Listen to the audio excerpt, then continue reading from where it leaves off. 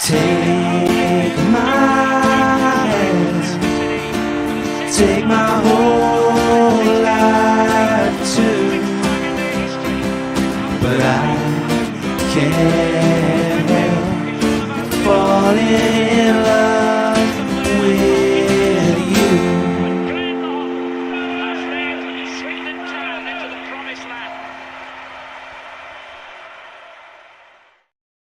Good evening and welcome to Friday night's Fool's Rush In, and another uneventful week at Swindon Town for us to discuss, but from winning at Bradford to advisory board notes, pre-match comments blowing up, and much more besides. Evening, Christian, who I can see. I hope you enjoyed your time on the pitch at half-time. We did get sent a few pictures, which I tweeted to you. I can see their fingertip away from loving it. Thank you for the pics. No problem at all. Evening to Sean, who's joined on the chat on Facebook as well. Mish is here. Hello, you lovely lot, fools. Hope you're well, Mish. So, yes, lots to talk about and a fantastic panel to discuss it with. And, of course, we welcome your contributions in the live chat. As I've posted, we've got YouTube, Facebook will appear on the live chat. We also accept in tweets, DMs, etc. through the night. Of course, it looks like Jack is there messaging in from Ben's account as well. Evening to Rob joining in the YouTube chat as opposed to Twitter tonight. Hello to you as well. And as I say, we welcome your contributions, not just in the chat, but we have got an intro question for all tonight's panelists. And this isn't one of mine. This isn't something I've stolen from somebody like Shah. We were actually sent this earlier this week. So this is your first chance to get involved. And I will be asking all the panelists their thoughts. And it's simply this. This is courtesy of Chili Bean 2022, asking, what is the correct ripeness of a banana? You have got levels 1 through 15 to choose from, panelists, as I introduce you. So I hope you're taking it on board. We will continue to show the picture periodically, but let's say hello to tonight's team first, starting with twice in a week, you lucky lot. Good evening, Wazza. Yeah, twice in a week. I don't know. We get a win and we all want to be back involved. It's amazing, that, isn't it? Where are you on the cold, dark nights on a Tuesday when we're losing is the question. Glory hunter, that's what you could call me. So, all good, mate. Good to be back on a Friday night. I love it. Yeah, love having you on. So let's get, before we go through the pleasantries and stuff, let's get the serious stuff out of the way. I'm going level 6 through 7 for a banana. What about you? I was bang on going to say 6, mate. 6, yeah, good lad. Like it. How's your week been? You were in hospitality on Tuesday. Give us a little feel for what it was like in hospitality. Yeah, I got lucky on Tuesday. Went and had a day. We had one of the lads through work who I know is a Bradford fan, and he come down and we went in hospitality. We were sat in with the Bradford directors and had a good bit of fun in there and a good laugh. They were a good bunch of people. And then when we scored, I was just all over it. I absolutely loved it. Probably the 6 or 7 factors helped at the time. I was, proper merry. Proper merry. That's what we like to hear. Let's say hello next to, back. We showed so many pictures of him in the last episode. He wasn't even here. Hello, Nick. How are you? Yeah, I'm good. Thanks, Fifey. All well. Good. We're getting comments in on the Banana Gate. So let me just bring the picture back up for you, sir, before we ask. And I can see here that, what have we got? Joe is saying level 9. Cozzy's saying 9 as well. Ben saying get in the bin. Jack saying get in the bin. Sean's saying level 10. We've got the Duffers are in. Good evening. Whether it's one or both, saying level 7. Mish saying 7, 8. Chloe saying anything 9 to 12. What about you, Nick? No, it's got to be a 7 for me. 7 for you? 7's very, very popular. How's your week been? You were at the game Tuesday as well, weren't you? Yeah, I was in the peasant seats, not like Woz, who's in the... We know where he'll be on a wet Tuesday. He'll be in hospitality. Was a season ticket in hospitality? I'm good. I'm always good after 2 games, no goals conceded, 4 points. And one of the 3 games I really wanted to win this season, and that started with Bradford. So, well happy. More feedback coming in. Barry saying that he's like me, saying 6, 7, but selling them at work are free last longer. Stephen saying 7. And Joe pointing out that her and Cozzy are banana chums. Well, indeed. It's the start of a budding young friendship. Let's bring on FNJ himself to ask him his banana preference. Good evening, Joe. How's it going, boys? Very well, thank you. Yourself? Yeah, all good. Good week? Yeah, not bad. Yeah, better than, I suppose, the football's picked up a little bit, because it's not totally depressing. We're 2 unbeaten, Joe. 2 unbeaten. 2 clean sheets, mate. Oh, it's incredible stuff. HMS piss the league next year, isn't it? Yeah, all aboard it. Don't bother with the pictures. Bananas can go in the fucking bin. Your bananas in the bin as well, are you? Disgusting things. I can see Jillybean 2022 has now tweeted in with the hands up emoji. Thank you very much again. Every time people send us, whether it's intro questions like this, if it's ideas for quizzes and stuff, we really, really do appreciate it. Thank you very much for taking the time to do so. What else have we got? Cozzy saying sometimes a 4 is quite nice, not quite right, but nice texture. I had a red banana off a tree in Sri Lanka once. That was lovely and sweet. Let's see if our next fool is in the bin or a rating superstar. Evening, Woody. Evening. I am a huge banana fan. I love bananas.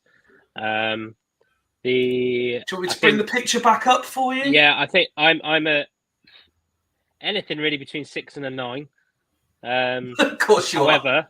However, if you're making banana bread, 12, 13 and 14 are perfect. Do you know what? Someone else tweeted that the other day, saying if you're making banana bread, you want to go to that level. Yeah. Thanks, Mum. And our final panelist, at least for now, he still likes his nickname, even though factually it's far from accurate anymore. Evening, Gary. Even Jeds. All right. How are you, sir? I'm very well. Go on then. Good. Do the banana. Let's do it. Do you want the picture back up? Yeah, go on then. Remind me. Go on then. What's your banana preference? 8.1 8.1. Be saving that one up, hadn't he? Yeah, plan that one. Does it count as one of your 5 a day? I'm presuming that means banana bread as opposed to a banana. Yeah, I'd say so. Anything with the word in it surely counts. Apple pie is one of your 5 a day. Carrot cake. Yeah. Carrot cake is definitely one of your 5 a day. I hope so. I'll tell you what, if ever anyone of any seniority in the health organisations watched our introductions, they'd be like, you are not doing your bit to help your country, lads. Oh, dear. It's a bit like Sean, strawberry milkshake is one of your 5 a day as well. That's 100%, and banana milkshake. Interestingly, I will drink banana milkshake, just can't eat bananas. Oh. What Banana number? milkshake's wrong. What number was Banana Man? Is the question. Well, for those old enough to remember Banana Man, I'm not going to be able to get a picture up quick enough to to bring it on screen for anyone not. But Woody is deep in thought, so I'm sure he'll be back with us. I just remember it as Eric, wasn't it? But Yeah. I can't remember the number. Number 9, wasn't it? Is it number 9? Number 9. Oh, hang on. I'll do it on the other screen while we talk. I've just got bananas in pajamas in my head. They're coming down the stairs in pairs. Sean's trying to keep it on topic. We'll come back to this comment in just a moment. I think that's gone a tad unnoticed. 2 consecutive clean sheets against promotion chasing sides. Well, yeah, it's a very, very good point. I can't see a number on him. I assumed it would be on his outfit, but it's not. Just to comment on do you know what I'm Sean, thinking?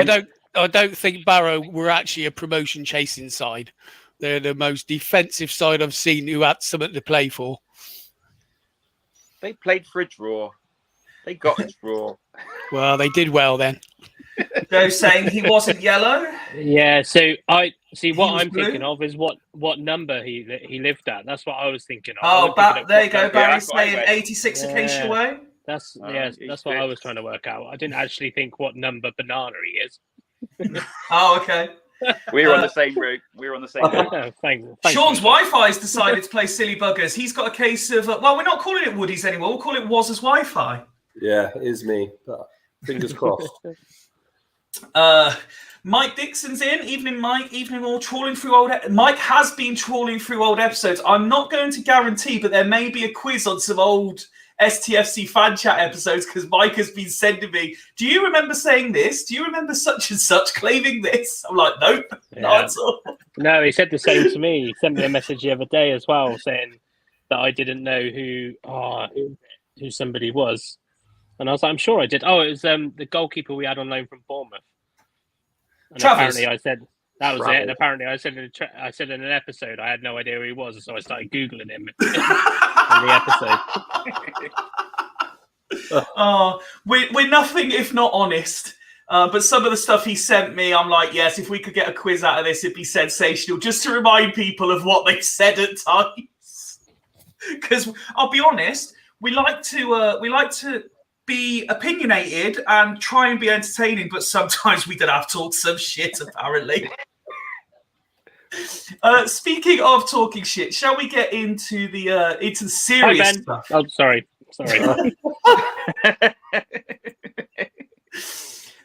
Town win for the first time in 10 midweek at home to Bradford.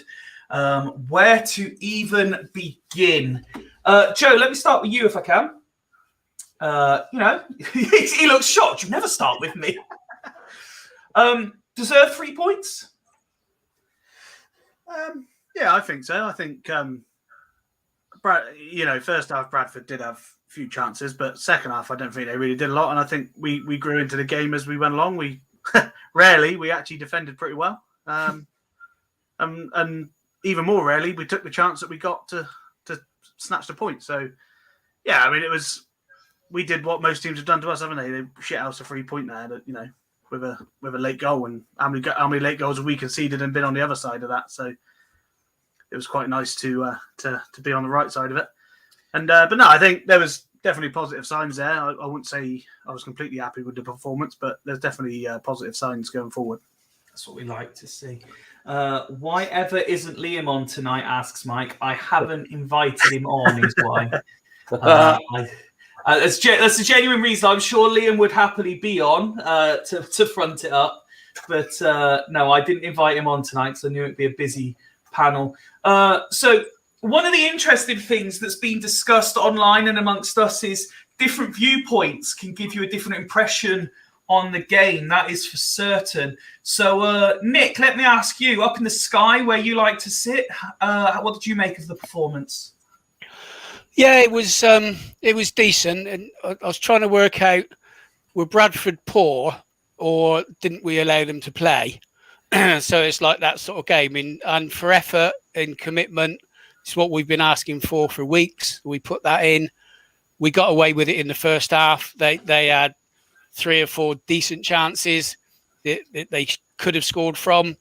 There was a few good blocks. People putting that effort in to block it, certainly in that first half. And then second half, we grew into the game. I thought we played well. It was a great goal to score, but it was a piss poor goal to give away. Nobody picked him up. He just ran through a great big gap in the defence. I mean, we've seen us give away goals like that all season.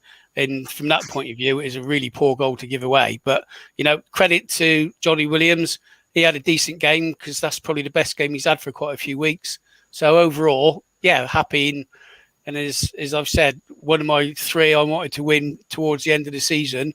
And great victory. Clean sheet. Can't ask no more. And was it from the comfy seats and the and where the liquid was flowing in hospitality? I think both the lads before have hit the nail on the head. I think we grew in confidence as the game. It was a much better performance because we didn't go behind. I feel like if we would have gone behind, our heads would have dropped. The crowd would have maybe got on the back a little bit, and I think we would have really struggled. We did ride our luck in the first half. They had a couple of glorious opportunities to get themselves ahead. But look, credit where credit's due. Like Nick said, I've not seen a much committed performance like that for weeks. We haven't. People chucking themselves in front of crosses, shots. I thought the back 4 was brilliant, and that includes Hutton. The balance looked really good in that back 4. 2 natural left-footed players, 2 natural right-footed players. It was really, really good and really promising. I thought midfield, I thought we looked good. Khan had a game that I thought he was decent. I thought he was swiveling in and out of pockets of space, and he got away from 2 or 3 players that tried to press him. And he was the only frustration I had. I just feel he doesn't give the ball quick enough. He gets out of those positions and then doesn't move the ball quick enough. And there was a couple of times where he had the opportunity to do so. Like Nick said, I thought Williams had one of his best games that I've seen him for a long, long time. Yeah, overall a very good performance. I just think we got up for the game because it was against Bradford. That's my concern. And we were saying off air that how are we going to be tomorrow? And we'll come on to this later. But I just hope that there's still passion and drive tomorrow, because they need to be getting this consistently now and not just a one-off game. But on the performance, very good. 3 points. It was very much needed. And we see what we do next. Yeah, don't give the plot away too early, was it? My turn to be public enemy number 1 is coming. But while everything's rosy, we'll keep it rosy. Woody, if I remember rightly, you were in the town end, weren't you, for the game? Yeah. Yes. Let's bring this one to you. Question in. How much credit does the town end need to take putting Andy Cook off? I don't think they really put him off, to be fair. I think he was milking it for a while, to be honest. It was Tom Brewitt putting him off because couldn't get out of his pocket, could he? Whether they're reacting or not to fan reaction or whatever, but what really ruined Cook's game for him was that chance he kind of had. I think it was like on the half volley, and he just absolutely, I don't know, he spanned it somehow. It just shot it, didn't it? Fair enough. Yeah, and then it somehow hit his other foot. But I think that ruined his game after that. I think he had a couple of chances before that, but at the end of the day, he's a top scorer in the league, so he is the top scorer in the league, isn't he? Yes. So you would expect him to overcome things like that, because he'll get that everywhere he goes. What the town end were giving him, he'll get that everywhere he goes.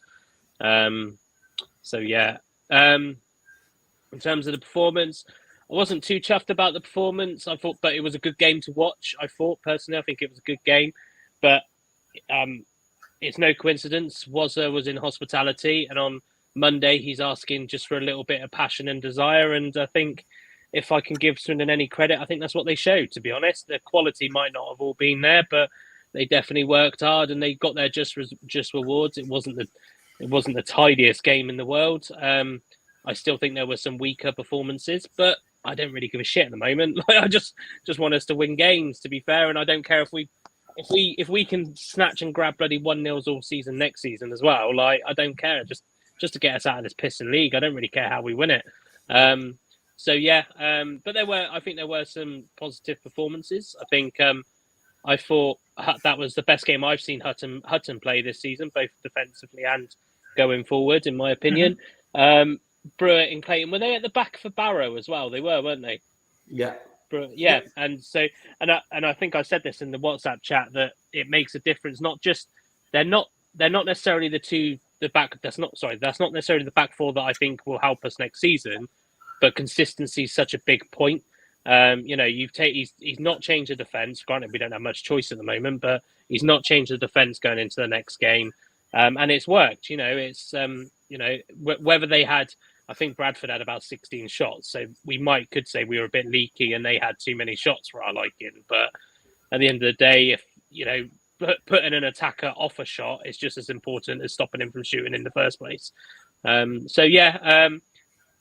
thought, it was a good game. Johnny Williams deserved his goal. He was my POM probably before he scored, to be honest. So I was quite happy with him. And I know Nick said it was an awful goal to give away, but the timing of Johnny's run when he got that sprint on for that header, that was perfect. And to be fair to Hutton, that's a cracking ball in as well. So, I was happy with the result, mediocre with the performance. But I thought it was an entertaining game in general. Yeah, it is an entertainment business almost as much as it's a results business. Gary, you're last up. How was the view from where you were? Pleased with the performance? Because like me, you've been very much on the critical side of things. So were you slightly more appeased by Tuesday? I'll make a statement now. That was Jody Morris's best performance. His team's best performance this season. It's not hard because the rest of them mean defeats more often than not. So it's been pretty crap up to this point. But I think that they were the best performance. They look organised. They look like there was their shape. Players were playing the right positions. I agree with the rest of the panel. We weren't great in the first half. I think we battled. We rode our luck a few times. A goal from Bradford would have changed the whole complexity of the game. Didn't come. And we shit out a 1-0 win. And great goal it was. There's been many individual topics throughout the game that have seemingly polarised Swindon Town fans, and it's almost become something of a government sort of battle. You're absolutely one side or the other. You're not allowed to be anywhere in the middle. So I'm going to throw these out there and see what you guys think, and I will state my position on them as well. Although it's quite obvious my position half the time because, as I always say, I forget to swap Twitter users over, and I'm just sending my point out from Fools Rush In as if it represents us all. So let's start with a tweet I've had in from Jamie just a minute ago. I thought Brewitt made far too many mistakes in the first half to have had a good game, to be honest. Now, this is one of the ones that has split us right down the middle, I think.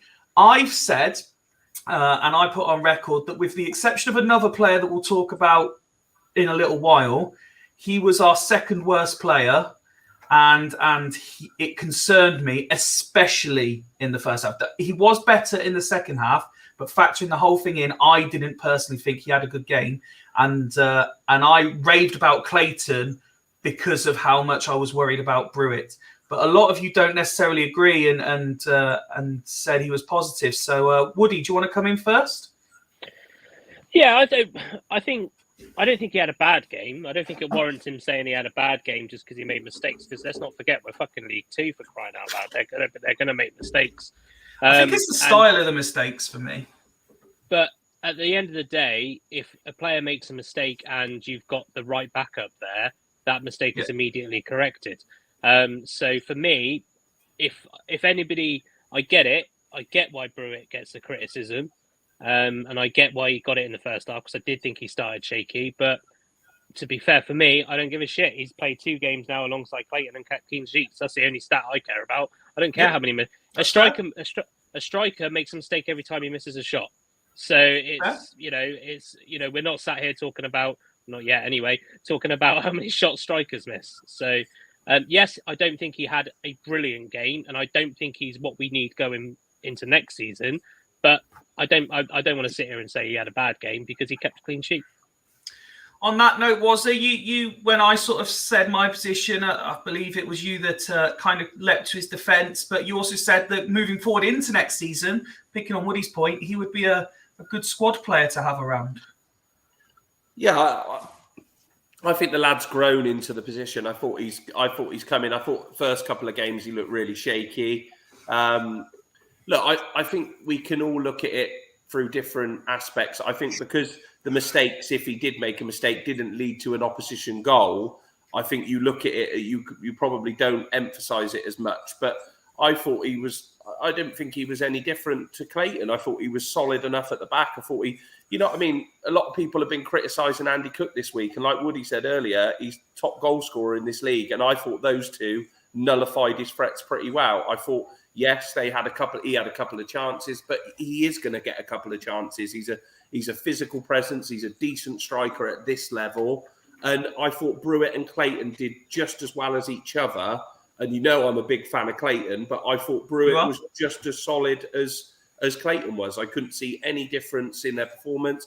I thought he looked good on the ball. I thought he moved the ball out well enough. You know what I mean? These mistakes are going to be misplaced passes from defenders, but I accept that from a defender, a misplaced pass. You know what I mean? Like, everyone kills, you know what I mean, defenders for not being these ball players. But I thought defensively, I thought he was sound. Like all the team, he grew into the game as the game went on because we didn't go behind and the confidence started to build. Yeah, I don't see any reason why he was any worse than Clayton. And I thought any criticism, to be fair, was a bit harsh because, yeah, I don't think he's going to be the be-all and end-all next year. I think we'll need to get someone in alongside Clayton with that bit more experience. But I would take him as a squad day player all day long. You know what I mean? I think they're bang on. And that, again, feeds into the point we were saying about how everyone can watch the same game and, depending on their own sort of viewpoint of what they're looking for, can see something completely different. Out of interest, does anyone on tonight's panel sort of sway more towards my way of thinking, that they were a little bit sort of more concerned and not quite as positive about his performance, or am I out on my own on that one at the moment? I think he did all right. The concern I have with him is he's not the biggest, so he is going to get bullied by big strikers and things. But yeah, I think I agree. Like Woody, will probably know more than I will as a coach, but football's all about partnerships, isn't it? And if you do fuck up, then your mate comes to help you out, and that seemed to happen the other night. So that's a positive sign. Do I think Brewitt is a defender we want to be pushing for promotion? No, but I do think he'd be useful to have around the squad and on the bench to come on in games. When we have our almost certain injury crisis again. Well, yeah, exactly. But I'm thinking it's Clayton and one other. Okay. And then perhaps Brewitt as a backup with Minton for the start of next season. Okay. Gary, let me start with you on the next one then. A lot of talk, bizarrely, considering he's not even involved, going into the game, was on our old friend Tommy Adeloy. And during the first half, suddenly there were chants including his name. Your thoughts about that? Because people have had mixed reaction. Yeah, it's a bit of a strange. He came from the town end during this first half, and I'm not really sure why. Because obviously, we've obviously lauded him a little bit on this podcast a few times and said, Tommy needs a chance. But I'm not sure if that's. Southampton just scored again. Sorry. But I don't. I don't know where this came from. I'm not sure whether it's just because Jeff wasn't playing and people didn't fancy him, or whether people just are desperate for Adeloy to get a chance. Because let's be honest, I don't think he's going to now. No, I think we've all resigned ourselves to that fact. And the fact that Austin was on the bench and Adeloy, people were still calling for Adeloy rather than even Austin. So it's an odd one, but I don't know. I think he's going, and that will be done. We'll never see him in a shirt again, unfortunately. Because I still think I'd like to see him get a chance, even just 2 or 3 games towards the end of the season, just to have a look at him. But I fear it won't happen, and I fear players that Jody doesn't like him, so that'll be the end of him. On that particular subject, Nick, I know, again, obviously all of you were at the games, so you wouldn't have done, I don't know whether you would have sort of gone back and heard it after the event.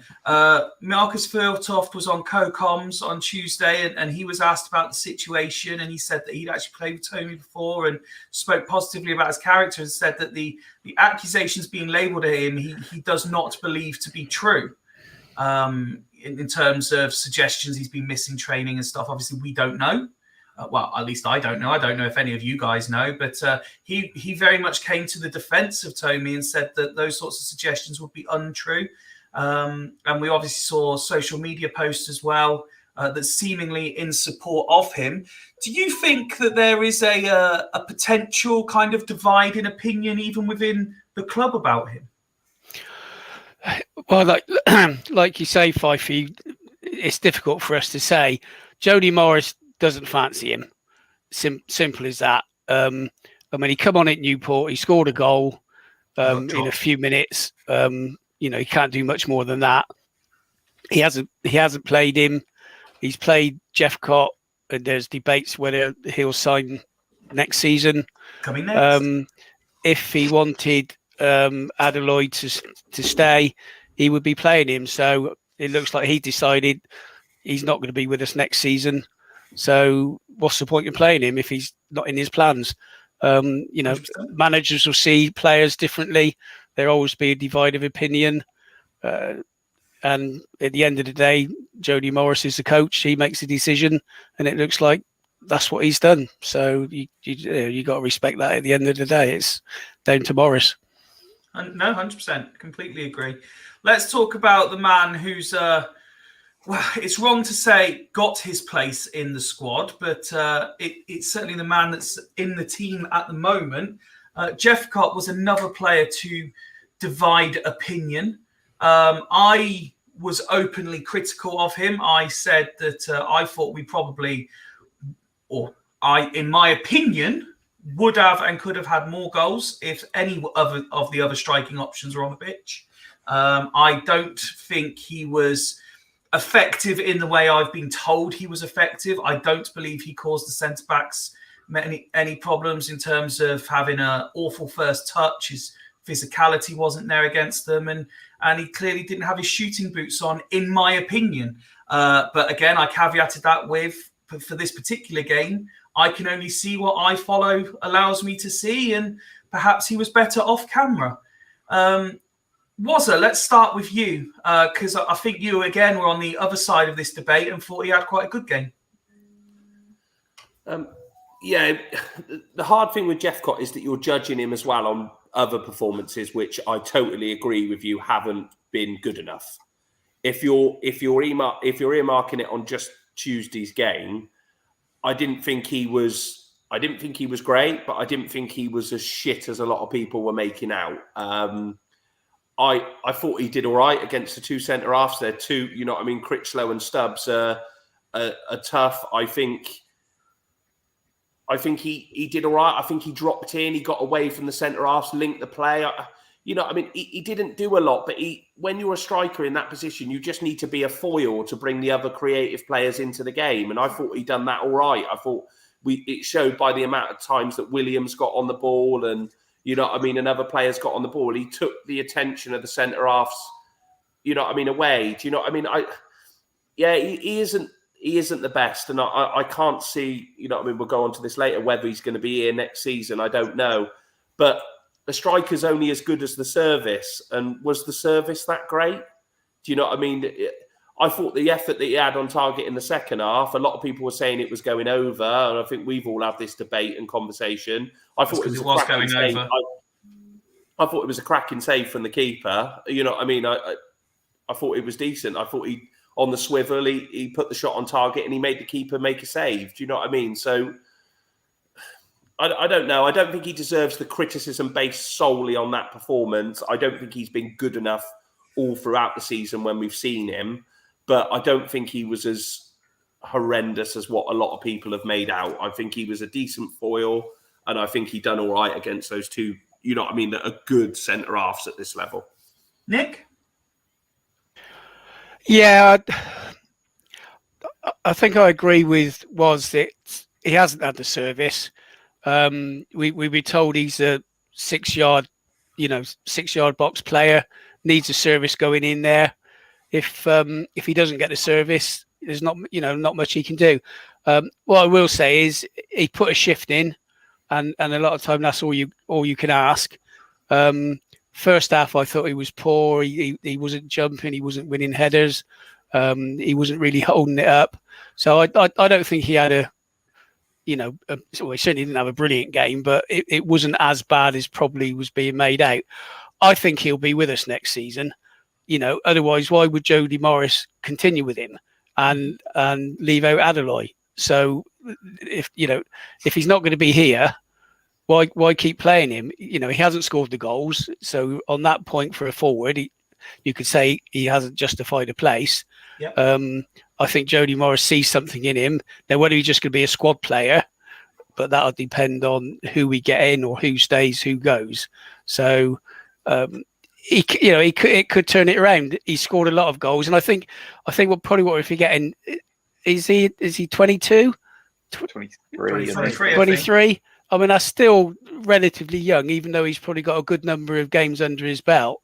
So, maybe a full pre-season and he could be firing next year. And I think he'll be with us next season. Maybe Nick's got a point there. Maybe Morrison is going to play in the last few games now to have a last good look at him before we make a decision. Yeah. Well, without jumping ahead, it's clear they're not making any decisions at the moment. So, yeah, he might use the last few games to have a look and make a decision. Woody, where are you on the Jeff Cott debate? I don't think he had a bad game on Tuesday. I don't think he was particularly impressive. I think he did have opportunities that he didn't take. I think he had a lot more than people think he had. Mm-hmm. But the problem is, if he's playing as that kind of solo, which he pretty much was, he needs to create his own chances. He's not there to pull defenders away. But I think for me, what I'm struggling with is, although it seemed at the time when we signed him, it was a relatively decent signing. I don't think it was that great. We're talking about a guy who's got an average of a goal every 3 games, which is okay for League Two, but not okay if you're looking for a striker that's going to bang them around. So I wonder if this reputation that us Swindon fans kind of thought we were going to get is kind of hindering our opinion on him. Because I just don't think he's good enough, if I'm brutally honest. I think, I don't think he did anything massively wrong. I just don't want to sign him. I know he's young, but I just think I'd rather, if we're going to sign a young player, we might as well, I'm not saying just for this person, but we might as well get somebody who's come out of an academy again. It's kind of because he's that young player that we want to develop. So it's no disrespect, because I think Tuesday was probably one of the hardest I've seen him work for a while. But I'm sorry, he's there to be a striker, and I don't think strikers they create their own chances as much as they get chances created for them. I think we had 26 crosses on Tuesday.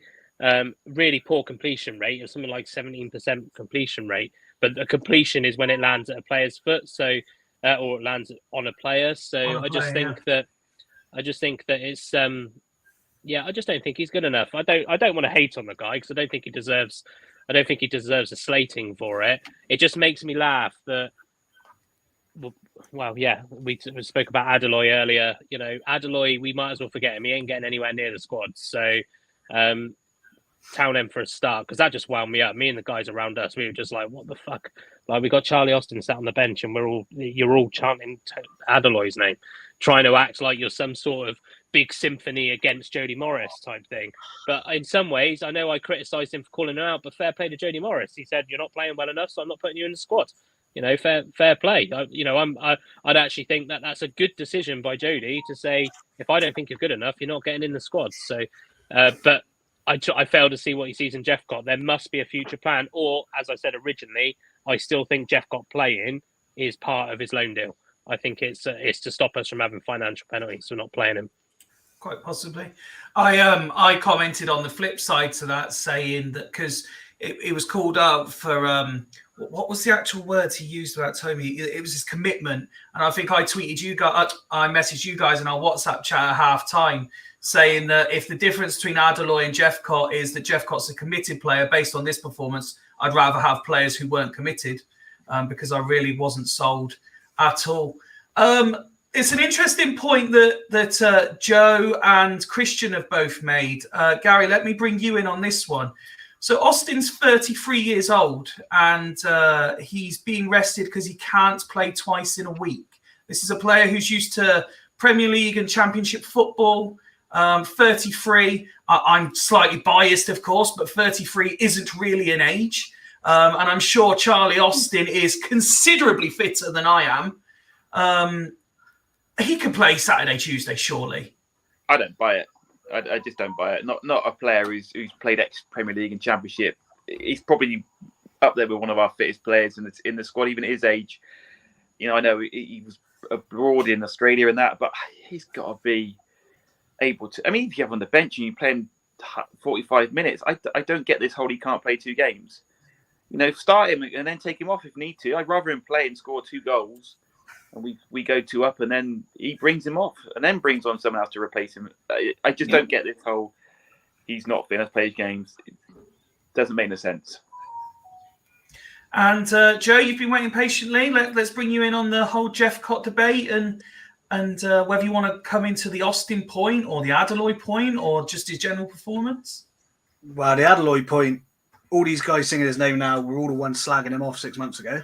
Yeah. So it's just hypocritical, in my opinion, from the town end. They're all. I've been at some away games this year, and some of the abuse that Adeloy has got has been disgusting, to be honest. And now they're in there singing his name like he's some sort of hero. It's a joke, absolute joke. Anyway, Jeffcott. What were we told when we signed Jeffcott? He can't play up front on his own. What have we done all season? We played him up front on his own, and there lies the problem. I'm afraid he's a poacher. Nick's right. He's a poacher. He scores his goals at Plymouth. You look at his goals; they're all from inside the box, but they're all with a target man next to him, doing the horrible bits, if you like, the heading, the chasing. And we've seen, in my opinion, with Austin as well, he's struggling on his own up there because whether you think his legs are going or what, he can't run. He can't run. He's obviously got a few goals, but you play a ball anywhere within 5 yards of him, he can't get to it. So I don't know why we keep persisting with this one striker system. There needs to be. We don't have out of Austin, Adeloy, Jeffcott, Wakeland. There's not one striker there that can play on his own. They need to be playing in a pair. Dare I say that Swindon should be going for a less than fashionable 4-4-2? This is the problem, though. When you have a possession-based style, you don't play 2 up front. Yeah, they want extra midfielders. What you want the extra man in the middle of the pitch, and that is what happens with a possession-based team. Yeah. You will not get 2 players at the top end of the pitch playing. I totally agree, and Joe's nailed it with Jeffcott. We were told that he needs someone around him to do the work, to work off him, and he's a fox in the box and he scores goals. But he hasn't had that opportunity because he's just played up top on his own. And with a possession-based teams, you're just not going to get it. You know what I mean? We've got a possession-based manager that wants to keep the ball. He wants to play 3 in the middle or 3 at the back because it's all about keeping that stability in the middle of the park and having that extra player in the middle of the park. And that's what it is. And just a point I just want to make on what Woody said earlier about the Morris situation. And Nick made a great point in our WhatsApp group this week. A lot of people slating Morris this week about calling out a player. He's a manager that doesn't care. He's got no respect for these players and he doesn't need to. They need to earn the respect to him. He is, a manager that's coming in and is not going to be pally with our players. If you're not doing your job properly, you're going to get ripped. And that's what I want. You want a leader at the top of this football club or show it a manager that's going to give us... No, if he's not playing well enough, he's not going to get in the team. You know what I mean? And I've got no problem with him calling out. A lot of people the last week have been going, oh, you can't call out a player like that. You know what I mean? No, bugger off. If he ain't doing his job properly, call him out as much as you want. He's the manager at our football club and he's allowed Yeah, to but do was it. it? I think the problem is though is the fact that he won't call out the players he puts in the starting 11. Yeah. Yeah, let's be fair. He never sorry. criticises a player that's in the squad. It's really easy to criticise a player that's not in the squad. No, I said this on Monday. He's killed Kaji a couple of times, and Kaji's been starting for him, and he was one that he brought through the door. He said Kaji wasn't performing a few weeks ago, and he was nowhere near the squad. Missed a couple of games in and out, wasn't even on the bench. You know what I mean? I don't think he's one of those managers that is targeting. I think, no disrespect to Morris, he's definitely targeting. He's targeting. No, but he's got a pedigree that, you know what I mean? No, he looks at these players and he thinks, you know what I mean, I've worked with better than you, and he has. Do you know what I mean? So he's allowed to have this attitude where that if he doesn't think a player's performing or putting the effort in, then yeah, call him out. I don't see what the big issue is with that. I don't buy that he's targeted Adeloy. He's just obviously not seen enough of him to go, I want you in my squad. And I think he's called out a couple in a few areas that have been like that. So I can't I think Woz makes a good point in that, you know, everybody says, oh, managers are bland and they come out with all the usual rubbish and without saying anything. But when he actually says something and he's asked a question and he comes out with, you know, with what he's thinking and what he believes, then he gets criticised. Yeah. So, you know, a manager can't win, can he? If he doesn't say anything, he'll get criticised. And then as soon as he does say anything that's slightly controversial, oh, you shouldn't be saying that, you know. And I said in their WhatsApp group, I don't care if none of the players like him. He ain't there to be liked. Exactly. It's what said. They've got to earn his respect. And I think just one more point. Someone made the point this week that it looks like bad cop, good cop. Morris is, you know, he doesn't go on the pitch after the game. Apparently, he gives the old lino in the fourth official a load of stick in a go during the game, whereas Brand is the opposite. So, you know, Brand seems to be the calming voice, and Morris is the one who gets stuck into them. And, you know, that's the sort of partnership that will work. And, you know, I'm fully behind Morris, and I think what he's doing, I ain't got a problem with it at all. Just on the slightly earlier point you made, Nick, I think the only thing that, I mean, I can only speak from my own sort of viewpoint. You say about he's not there to be liked, the players have to earn their respect and stuff. The only thing that worries me slightly is Morris doesn't have enough in the bank to be making it. You know, he's calling players out that he isn't picking when he's on a 9-game non-winning run. You know, if he's saying this when we're winning, then maybe it's valid. But when he's picking players that were failing continually, but he's calling out players that aren't even being able to influence that, that's where it worries me slightly, in my opinion. I'm on the other side of that, though, Fifey. I'm thinking if he can't get in the squad when we've lost 9 games in a row, when's he going to get in the squad? Yeah. If he can't, so why doesn't he just come out and say he's not in my plans for next season? Well, exactly. Yeah. I mean, he could say that. That's what I mean. If he's got the balls to call out a player, I don't want to call it calling out because he was asked the question. But if he's got the balls to say I'm not playing this player because he's committed, and then, you know, like you say, he doesn't seem as nice. He obviously, if he's not going to play him at all, why hasn't he got the balls to say he's not in my plans at all? He hasn't said that at all. And I don't think it's just at Adeloy, but it's I just think that, like, I think it's, you know, we do need managers that are quite happy to thing on the line. But I actually agree quite a bit with Fifey's point on the kind of, like, you've got to kind of earn your arrogance a little bit. And I think, you know, I think he would have been better in that situation just to go, he's not in my plans. He's not in my plans because I don't like what I see in training. But yeah, it will be something that people will argue about for time and time again. It's just it just depends on their, and that's the problem, because we've not seen Jody really manage. We don't know his management style. We don't know what type of manager he actually is. We don't know what type of manager Brand is. I said, you know, when he joined, I said the one thing that he is going to have is a winning pedigree, because obviously he had that with the Chelsea team. You know, so it's, you know, it does stem down to a lot of it is the questions the media are asking him, but the questions the media are asking the easy ones to try and get a reaction out of the fan base.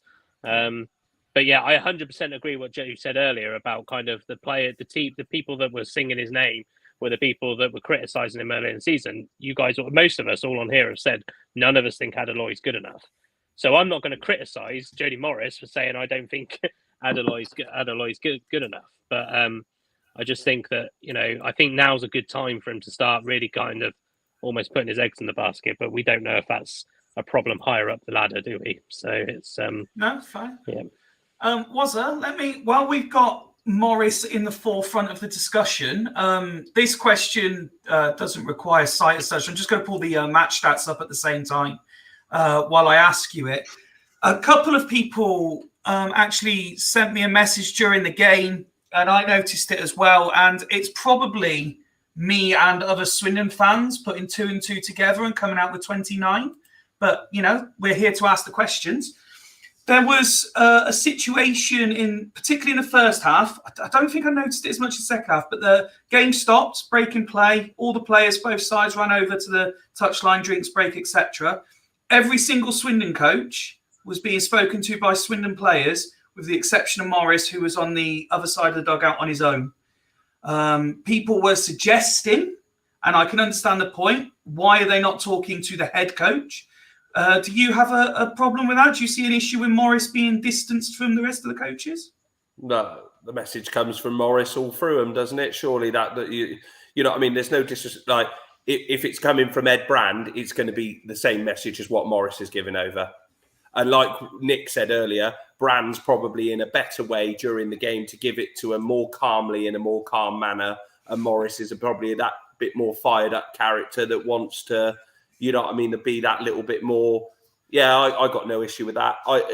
If they're coming over to talk to Gunning, to talk to Mildenhall, then we were saying 2 weeks ago that we felt like the Mildenhall and Gunning were being a little bit drafted out and being a little bit that it was all on Morris. So, yeah, I've got no problem with the coaching team with having, full control of that side of it. That's what a coaching team's all about, giving that voice, giving that opinion. And Morris probably values, he definitely would value Ed Brand's opinion, more than anyone, because he wanted him in the club so badly.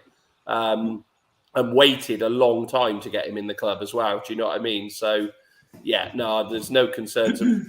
It's people, we're right to discuss it. People can discuss it. But I think sometimes that's just chucking fuel on a fire, saying that Morris is not respected by the players because they don't want to talk to him, because they don't want this. They don't want this. Morris don't give a shit. He does not care. You know what I mean? It's his message, and it goes through the coaching staff, and it will go to the players. So, we had the opposite situation earlier in the season when Lindsay was here, and there were 4 or 5 of them barking orders left, right, and centre, and everybody moaned about that. So, But what we're saying here, Nick, is we've actually got the same situation where all the coaches were out, and Morris was the only one not being spoken or not speaking to anyone. Yeah, well, I'd say I agree with Wazza there. I don't think there's any problem in it. Woody, again, I suppose it's, again, what you can see at the time, and I think people probably picked up on it more when you've got a respected sort of veteran manager in Mark Hughes, and he is sort of delivering his message no more than 10 yards away from Morris. Do you understand why people might question that? 3-3, by the way. There's an Arsenal fan somewhere. Shut up. Sorry, it's my brother. He's a Leicester fan, and he's going mental because Leicester are not bottom of the league now. Yeah. Yes! I forgot the question, Fifey. Sorry. I was just saying, you can understand how this sort of thing becomes a discussion point when you see Morris as an isolated figure, and then no more than 10 yards away, you've got an established, experienced manager in Mark Hughes delivering his own message. Yeah, but again, it's that style. It depends on your style, doesn't it? I mean, Morris, the way that I look at that, Morris has said to his coaching staff to say, right, this is where we're going wrong across the field. You address your certain units. Mildy used to do it a hell of a lot for Wellens. People didn't notice. Mildy used to do a lot of the kind of shift in tactical stuff for Wellens. And sometimes it's just that specialism. If Morris says, for example, something's not right, go at the back, Gunning, go for Gav, go fix it type thing. He says, this isn't right. How are you going to fix it? And I come across it in my own coaching world. Like I'm the assistant to the manager, but if it's anything attacking, because that's my area, it's normally me talking in possession. It's normally me talking to the forwards, and when we're on the ball, and then the manager is more defensive minded, so he thinks more about off the ball. So, but with Mark Hughes, again, it could be just because Mark is that experienced that experienced manager, head coach who can deliver that message himself because he's been around for fucking 155 years. He's coached at the top level, so it's kind of. I think that sometimes it's that he doesn't need that thinking time because he knows exactly what he wants from the team, or it's easier for him to deliver that message. Whereas if Jodie's there going, "Oh, I might have this. I want to look, Gav. We've got a break. We need to talk about this. Brand, I want you to talk about this." I'm not necessarily against it. I think it's a slightly different situation to what we had before when we had all of them just shouting. And when I was watching in the Arkles that a couple of games before Lindsay left, they were all shouting fucking contradictory messages. So it was. So I think there is a difference. But I've got no qualms of it. If that's his style of management, I hear him talking throughout the game. But he's got coaches there for a reason. He'll be telling them, "I want to work on this. I want to work on that." It doesn't look chaotic, and it gives, does it?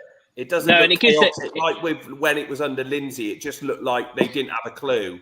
But it looks like there's a like you say, it doesn't look like chaotic, like a load of different mixed messages. It looks like they're all singing from the same hymn sheet, and I think it gives the players that kind of individual focus as well. Mark Hughes will just be good at it. He's a different breed of manager, but with if you're separating them out, the players are more likely to pay attention because it's always going to be about them rather than all getting them in together. So I'm not too worried about it. I think. And I don't think we can be. We won the game, so I think. Of course. We're just here to discuss all the different elements of it. Speaking of different elements, let's talk about post-match reaction. And I'll be honest, I haven't actually seen this, and no one's actually sent it to me. And contradictory considering what we do and how we promote it, social media can be an absolute fucker at times. Let's be honest. I'm led to believe, Joe, that there was a post from one Swindon Town player sort of mocking the fans for suggesting that they were on the beach. Yeah, I guess you can't blame them, really. Whether players hear things, then whether they say they do or not, they're going to hear things from the crowd, and they obviously see things on social media and things. And you can't deny the other night they put a shift in. They did put a shift in, and they battled hard for that 3 points. So they, one or two of them probably did feel like sticking a middle finger up to the fans. And no, absolutely. At the end of the day, these aren't robots. These are humans with human emotions, and they'll have a certain professional pride in the job they do as well. That's what people forget. I'm going back to Adaloy again, but it's the same earlier in the season. That guy was getting abuse left, right, and centre, and then everyone wonders why the guy's got no confidence. Gary said player has since tweeted today. And a slightly more positive message. Let's end the season strong, STFC. Do you think that's... we did a lot of talk last year about how certain players were using social media, a la Mr. McCurdy, and whether he was or wasn't being instructed to do stuff after he was being told to do B after he'd already done A. When you see that sort of thing, does the cynic in you suggest that maybe there's been a little bit of backlash and said players being told to post something a bit more positive? Maybe. You can read it whichever way you want on social media, can't you? Have they been told? Is it cynically just to put something out there, or is it just the players putting out a bit of a message to the fans, say we are still playing, we are still giving it a go strongly. You may think we're not, but we actually are giving it a go still. I don't know. Social media, really, which way you want. They get stick on by fans all the time with them. Maybe sometimes they just give it back a little bit. But really out into it as you want to, really, can't you? Before we move on to the next topic, is there anything else about the midweek game specifically anyone would like to address? Just on the point of those players, like, yeah, they can say they're not on the beach no more because how many of them are trying to put themselves back in the shop window? Like, yes, was as good doing a complete character flip reverse now, and he's becoming the cynic. Like, I can't have it with these players going that they're like, oh, we'll just prove that we're not on the beach, but we're going to put ourselves in the shop window, and you know what I mean? It's like all contracts are coming up. Oh, we finally got to start working hard, lads. Do you know what I mean? It's you just can't trust them sometimes. Okay. Anyone else? Okay, let's move on. So everyone was on a high, and as per the title of this episode, we were turning a corner. And then the advisory board notes came out.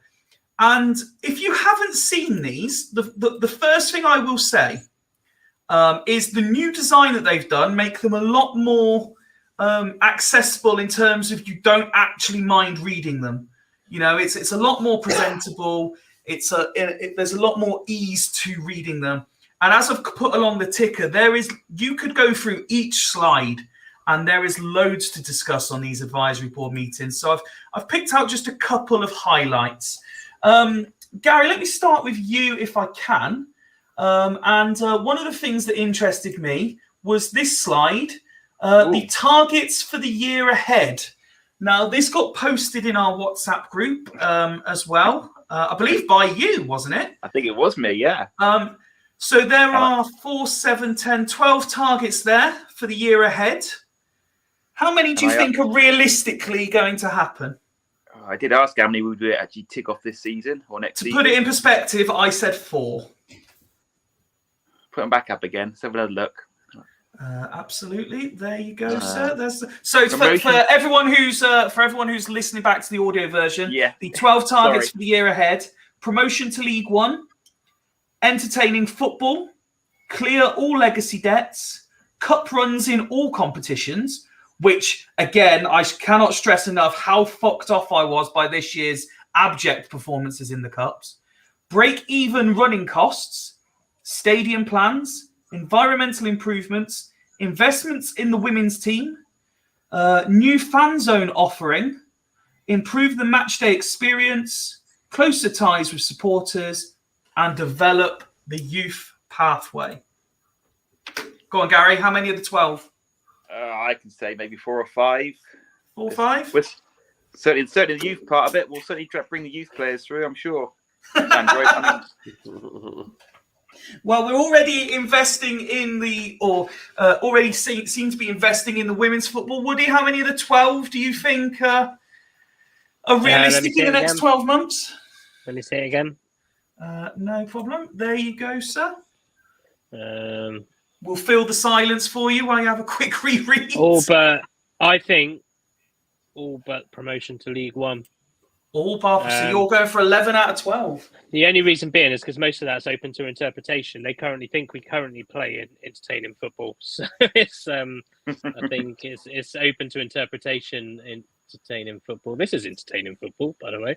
The game that we're all trying not to look obvious that we're turning away to look. Okay, we're not trying to watch. Yeah, a lot of it's open to investment into the women's football. You pay £5 into the women's game, and then that's investment. Developing the youth. You call one youth player up, that's developing the youth. So the cynic in me says it's quite an easy slide to put together, really.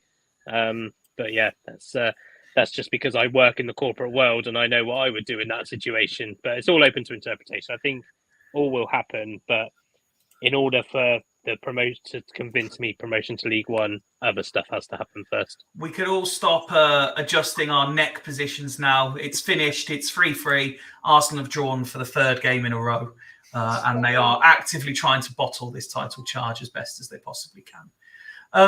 Sean is saying 3 out of the 12 will be achieved. Joe? Yeah, I sort of agree with Woody there. I think a lot of it is a bit flaky. Open to interpretation. Yeah, a bit flaky. And I'm sure we saw a slide like that this time last season that said we were going to get promoted to League One this year. So, at the moment, promotion to League One is miles away. The others, miles or country miles? Well, probably country miles. Yeah, West Country miles away. Yeah. But the others probably are achievable. You know, they probably are achievable. But the big one, the main one that people are going to worry about is promotion to League One, and I just can't see it. But with the current model, I just can't see it. Nick, 12 targets to be achieved in 12 months. How many do you think is realistically going to happen? I agree with Woody and Joe. You can do minimal to move every one of those forward, apart from promotion to League One. That's the big one. And apparently we've learned our lessons from this season. So that's going to be achievable because we're going to change the strategy and we're going to bring in experienced players and have a better balanced side. So all those 12 should be a tick in the box. To what degree they are is the difference. There's no well, we need to see the meat around it. What does that mean? Invest in the women's team. Like Woody said, chuck a tenner in there and you invested. Put some serious money in, then it's a different story. And, fan zone, you could do minimum on that. Or you could, spend a lot of money and have it really tip top. So it depends what degree, how you're going to measure it. Unless you put a measure in there, it doesn't mean anything. Sean, I think go on. I was just saying, I think Nick makes kind of the valid point there. I think if we hadn't gone through what feels like a really torrid season from the kind of the delivery of the club, not just on the pitch, I don't think we'd be this cynical about the slide. It almost feels like we almost don't want to believe the slide because it feels like lip service in some ways. That's and I think the club will need to, that's what they've got to improve. They've got to improve fan confidence. And if they improve fan confidence, all of that will happen to the fans' interpretation, not just the club's interpretation. So Sean there saying can't see promotion with so many turning their backs on the club, unfortunately. Knight and King, entertaining football would be good. Hank, evening. I saw you just join the chat as well. Not sure many targets will be hit. Cup runs and promotion will only be hit if we get a decent squad. Arch makes a very good point here on this topic. In fairness, it's more about the 3 or 4 they do achieve. If they achieve the right 3 or 4, the rest take care of itself. Yeah, I totally agree with that point. I think you can narrow it down to the first one. If we get promotion to League One, I think a lot of fans will be happy. Everyone will be happy. I think this is just their way of covering up this bad season of going, look, this is what we have been doing behind the scenes. This is what we're trying to work towards. I don't think no one can moan with a lot of the financial side of the football club that Clem has done a lot of good things off the pitch with regards to that. A lot of debts have been cleared, a lot of what we know, and stuff. So that's definitely good that our football club is being run better than what it was and not being run with loads of debts and hidden skeletons in the closet and everything like that. But you can put that slide up again, and it is that number one is the one. We want to get promoted to League One, and that is it. I'm not even. I've got to a point now where I love entertaining football, but I'm not really bothered. To get out of this league, you have to battle. You have to be hard, and you get the prettiest football inside doesn't always win in this league, and it is literally down to that number one. We need to get promotion, and like the rest of the lads have said. The rest of the stuff will take care of itself. Better atmosphere, better fan experience. If we're winning games, it's going to be a better fan experience. Do you know what I mean? It's one of those. But yeah, the number one is get out of the league. The thing is, go on, Gary. The thing is, what the club have done now by producing this and putting this out on socials and everyone's reading it, they've pretty much set themselves to fall. Because if they don't do this now, these things, people will go, well, you said this year we were achieving promotion. You haven't. So in the long term, they can alienate the fans even more. Yeah, no, that's fair as well.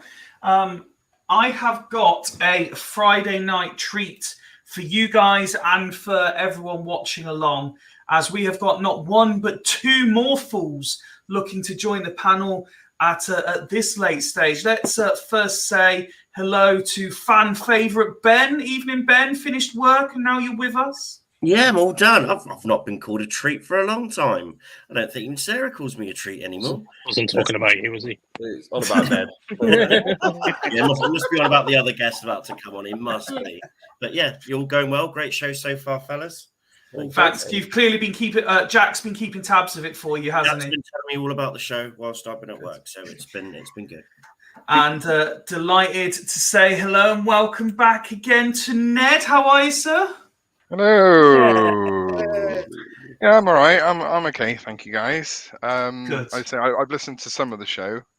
And by the way, 6 to 9 on the bananas. Yeah, and I agree with everything that's been said. A lot of it is, with that last topic. I think a lot of it is down to interpretation. It's not invest more; it's just invest in. So that could be here you go. There's a tenner. Go and buy yourself a new football. Wow. The women's football. I mean, who knows? Who knows what any of it means apart from promotion? That's set in stone. Let's just flip and get that done. I would highly recommend, if you haven't done, you do go back and you read the advisory board notes. Ben, you mentioned a fan forum there. I believe they have said that. Sticking that up and just saying, like, these are our targets this season. This is what we want to achieve. They have make a little bit of Rob throwbacks. I agree with Gary a little bit because they'll be held accountable now. If they play the second string in the League Cup, they'll go, well, clearly it was bollocks, wasn't it? So it was a bit of an odd thing to do, a bit naive, I think, but it doesn't need that. It needs a forum with the fans at the end of the season, with the supporters club, as they did earlier this season, with Clem there, with Sandro, with Rob, all sat there and just saying, right, okay, answer all the questions, and for them to apologise and explain how they're going to address the season, how they're going to get us up. That's what it needs. It needs them talking to us live and proper questions from fans live, not on a radio show or anything. Just stand up, here's your question. That's what it needs. Well, I do believe, and I'm just trying to load the story up again while you're talking there, Ben. So while I do, just to clarify that point, why don't you just give us a quick summary of your enjoyment of the game on Tuesday? Tuesday, I went again with an extremely low bar. I thought we'd get absolutely thrashed. I wasn't expecting much at all. I think we started off pretty well, but then Bradford sort of got into their game and dominated the last half an hour, really, without really. I thought we dug in and survived okay, and we had moments where we looked threatening in others. I think second half they didn't show up, and I think you saw Swindon slowly gain some confidence and momentum, and they started doing things they were doing earlier in the season that they weren't doing over the last 2-3 months. It still wasn't brilliant. It still wasn't perfect. It still wasn't free-flowing, but it was conjoined and there was some momentum and you can sense it. And the goal was coming. It was coming. It was a wonderfully worked goal. I agree. It's probably a poor goal to see, as Jack told me what Nick said. I think the goal itself was a cracker. Hats off to Williams for his 10th, and also Hutton for a right back with 10 assists. That will do him some good as well. And they hung on, they dug in the end. I was pleased for Brewitt second half because I thought he was dodgy first half, but the second half, he really came on, and there was a few moments where he dominated and he had Cook in his pocket. So I'm pleased. I hope we must follow this up with a win, because even though everyone says it doesn't matter, it really, for us and our sanity and for us prospects next season, it really does. We can't afford to faff about. We need to just finish on a high. That we could finish 9th at the end of the season, if we do really, really well. And I think that should be a target. If we can just finish in single figures, then at least that gives us a platform to build on for next season. I've managed to load it up now, so I've got the advisory board notes in front of me again, and one of the questions is there a fans forum to be arranged? Was this supposed to be after the January transfer window? And the answer to that is yes, we do plan to arrange a fans forum at the end of the season, with Clem attending virtually. We understand that it's important to engage with our supporters and address any concerns or questions they may have. We apologise for any delays and we'll provide further details as soon as possible. So, yes, there will be, but we still don't know when. Good. Well, it's good, but they need to do it fairly soon because I think season tickets are on it. I'll also say as well, income is huge for this club. If it's going to be self-sustaining, the only way it's going to be able to put money in is through income. So they've got a lot of work to do to win some fans back, because the fans are every right to withhold their money if they think they can be served up a load of shit again. But the club are desperate because Clem said this club's going to be self-sustaining. He's not going to pay for a promotion push. So it needs to come from somewhere. So it needs to, so it's one of them, isn't it? Good evening to Barrow on tour, who are joining us this evening. Ned, you've joined at the right time. You made a point of agreeing with what the guy said, but quite rightly, there is still some skepticism and stuff of it. So maybe the second graphic will appease the panel a little bit more. I will bring that up now, and it is the roadmap to achieving everything we're going to do. And it lays out the plans between April 2023, goes into the year 2024, and even 2025, outlining what the plan is. I appreciate on your screen it's not going to be the most clear. But again, this is available on the advisory board notes if you would like to see the roadmap of how to get there. Similarly to announcing the targets, though, Ned, do you think having a roadmap of we're going to achieve this by this point is a dangerous game to play? Well, what I will say is it's very, very Rob Angus, isn't it? It's very nationwide. I can see that exact slide popping up, in a 10-minute meeting in at Nationwide for sure. When you say that you're open and honest, if you don't bring up roadmaps, then you're not being open and honest and clear, are you? So it's definitely a good thing, but as it's been said before, you're definitely making a rod for your own back. So I guess it's like a bit of a catch-22 situation for them, because they put themselves in that position now. But I mean, for me, I think it's a good thing. If it's certainly to cover all the non-footballing things. I mean, if you don't have a roadmap, then you've got literally no idea what's going on behind the scenes, because it's not something that you hear about on a day-to-day basis. But I mean, I think it's good in that respect. But missing from that roadmap, from what I just very quickly saw, was not talking about contract renewals and bringing in players early. That's what I want to see on the roadmap. I want to see us, have a squad ready by, start to, halfway through July. Pre-season, yeah. Yeah, exactly. So, this is, I mean, I know that obviously we're in a really shitty situation at the moment because everything seems to be going wrong, and everyone's paranoia about everything has risen up over the season due to everything that's going on. But I think we're in a position now. This is probably the most settled that we've been at the start of a season for maybe 3 or 4 seasons. Yeah. So I think it's a really good chance this season coming. Not this season. This season's been shit. But this season coming, to have a proper pre-season. I just need to see the majority of the players through the door very, very quickly, so we can really, get the philosophy and the players gelling. I know that's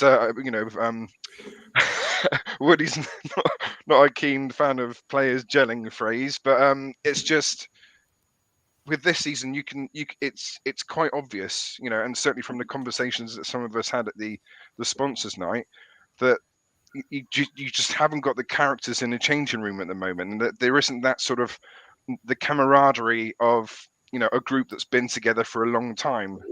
Lack of characters. So I think if we can just get them together as quickly as possible, create those relationships between the players, and then the rest will just fall into place before the season starts. So I think this season we're in a great position as long as we can get everyone through the door nice and quickly. That's my opinion. Ben? Yeah. Yeah. Yes. Okay. Thanks, Ben. Yes. Thanks for your contribution. I'm just echoing really what Ned said. Really, we do need to get stuff done early this season. Again, that's going to involve season ticket sales. If the club are actively trying to pursue promotion, and you saw it with a lot of clubs in the summer, like Stevenage were really busy, really early. We need like a little marquee one. We need one that makes the fans excited about next season, because our first signing is some Aston Villa under 19 player who's been on the bench in a League Cup first round game, and some non-league fella. No disrespect to any future Aston Villa players who end up playing for Swindon Town, of course. Yeah, no disrespect at all, and they're probably going to be absolutely quality, but that's really not what the fans want at the minute. So, yeah, I think the most important thing is promotion, really, and we're all desperate for it. We all need it. We crave it. I think Clem knows that. So let's just get your finger out and do it. The cynic in me, though, with these quick, sharp bullet point diagrams and stuff, clearly people can read quickly and fast, is let's read that and buy a season ticket because it looks really good for next season. Yeah. I don't think fans are, after years of shit, are going to overly fall going, it's brilliant now, despite our shit season. Looked at that, we're going up. I think I don't know what you mean, Ben. HMS Pistol League, we announced it earlier. I did actually work. So I hope that is the general what they want to do, and I believe it is. I believe that is their plan. I hope it comes off. God, I hope it comes off the way they want it to. And it's a very important point, which I think it's good that we clarify now, because I can see the way the conversation might go in the next topic's time. We will always debate amongst ourselves any Swindon Town related topic. Now, again, primarily when it comes to Facebook and Twitter, I handle Fools' social media. So I will sarcastically put stuff out there by way of getting discussion going. I do not want to actively discourage anybody from renewing or getting season tickets. It is a very important point for the club. And it is, and as it is being drummed home to us, it is critical for the budget planning that apparently, depending on who you listen to, has or has not been done. But I equally would say you trust your own judgments. Don't let us discourage you. We will debate the topics, and you will have your own opinions, which is why we love that we've been able to get the live chat feature so we can understand your perspectives too. We understand people who are saying they don't want to renew because, it has been shit. But equally, we're not going to call fans out who are renewing because, it is the bread and butter, it is the lifeblood of the club, and it is required. So if our season tickets are still at around the 1,100 figure, yes, we'll probably all sit here and say that's not ideal. I'm sure they will continue to rise, and it's only right that they do, because whether we are being cynical, whether we are being sarcastic, whether we are happy clapping, whether we are calling the club out, at the end of the day, everyone on these panels and everyone joining the live chat, watching along to the live streams or listening back on the audio, we all love Swindon Town in our own way. And the important is the future of the club. So yes, we will carry on debating this stuff, but please do continue to do what you think is right for you and therefore the club. Because our discussion is going to go a very weird way in a minute. Fifey, with regard to the season ticket sales to date, I think the club have shot themselves in the foot to a degree, because the early bird ticket, I think, is it 15 quid or something stupid, the difference between buying it now and buying it later. So obviously people are going to leave it as late as possible because they want to keep money in their pocket. So, why splash out now if you don't have to, and it's not going to cost you an arm and a leg more to renew in June, July, when we've done our business and we've got some players in and people can see where the club are going, and people can see that, yes, we are going to be in a position for promotion. So it's no surprise to me that we've only sold, 1,100. with out of 5,000, the way finances are for people at the moment, I think that's pretty good. So a lot of people will wait and keep the money in their pocket, in their bank, or save up for it, however they have to do it. So it's what happens in the next couple of months is a critical thing, and the club need to put some, meat on the bones of all this high level. I don't really want to use the word, but corporate bullshit, because that's what it is. It looks nice, but it tells you nothing. And it's as simple as that. And the club have also got to realise we're in a cost of living crisis. People will be managing their finances a bit more. Yeah, exactly. I think Nick hit the nail on the head there. I think the price isn't massive between early bird and normal, and especially if you're paying a monthly direct debit anyway, you're going to be talking £2 or £3 a month. If you renew in 6 weeks' time, you're going to be paying £2 or £3 extra a month. So if the club come out the end of May and they say, right, there's your retain list, bang, and there's 3 signings by the end of May that are ambitious, that look like we're showing a bit of ambition, then people will. You'll probably get another 1,000, 2,000 season tickets straight away. But the club have to act fast, not wait until the middle of July like they did last year. All right, the season before was a little bit different, the circumstances were different, but we waited too long last year. You go in, you look at Stevenage. What did they sign? All right, they signed a load of 30-year-old League 2 cloggers. It's done the job in League 2. Do the job in League 2, get rid of them, bring better footballers in for League 1. On that note, and it is taking a side note, and I know it hasn't officially been announced, but Ned, you must be fucking buzzing that you clamoured for Gianni nearly 12 months ago, and he's about to be named in Team of the Year. Wow! Everyone else took the piss out of that shout, and you were like, "No, he would be a fantastic addition." Good call, Ned. Well, there was a few players on my list that went straight to Stevenage and did really well. So it's like I can, if Steve Evans wants to put a check in the post, then he's more than welcome. On the flip side, though, how's Jerome Sinclair? Yeah. For every Peter Gianni, there's a Jerome Sinclair. Do you know what? If ever we get proper Fools Rush in merch, that's going to be the little tagline on the bottom. For every Peter Gianni, there is a Jerome Sinclair. I still want to be a Ned report for every month in summer anyway. Well, I look forward to the return of the Ned's. Yes, can we change them to Ned spreadsheets instead of the Ned report next year? Oh, Ned spreadsheets. Absolutely. Just going back to the roadmap. The Ned sheet. Ned sheet. You don't want to look at my sheet. Anglo spreadsheet. Ned edition. In order to be a Swindon roadmap, of course, you need to stick in a few roundabouts on that bloody thing, don't you? Yes. Absolutely. I have to say, though, that roadmap at 2025, they had pushing for Tier 2, pushing for the men's team competing for promotion to the Championship. That is a bold claim. In 2 years' time, to be pushing for the Championship in this current. I was about to say. You remember the last person who had a roadmap said we were going to get Championship in 5 years. 5-year plan. 5-year plan. Plan, roadmap. They're all the same, regardless of what you say. To be fair, Lee Powell did bring us a few promotions, but Tremors got relegated at the same time. Judging me after 5 years, we certainly did. and bankrupt. Oh dear me. I am writing, by the way, a little note that 5-year plan must be a title of an episode at some point as well, because it sounds good. Me and Woody have had our say on this a lot. So, Wazza, I'll come to you on this one. One of the things I did pick out to discuss, because, again, there are so many points on those advisory board. It's interesting.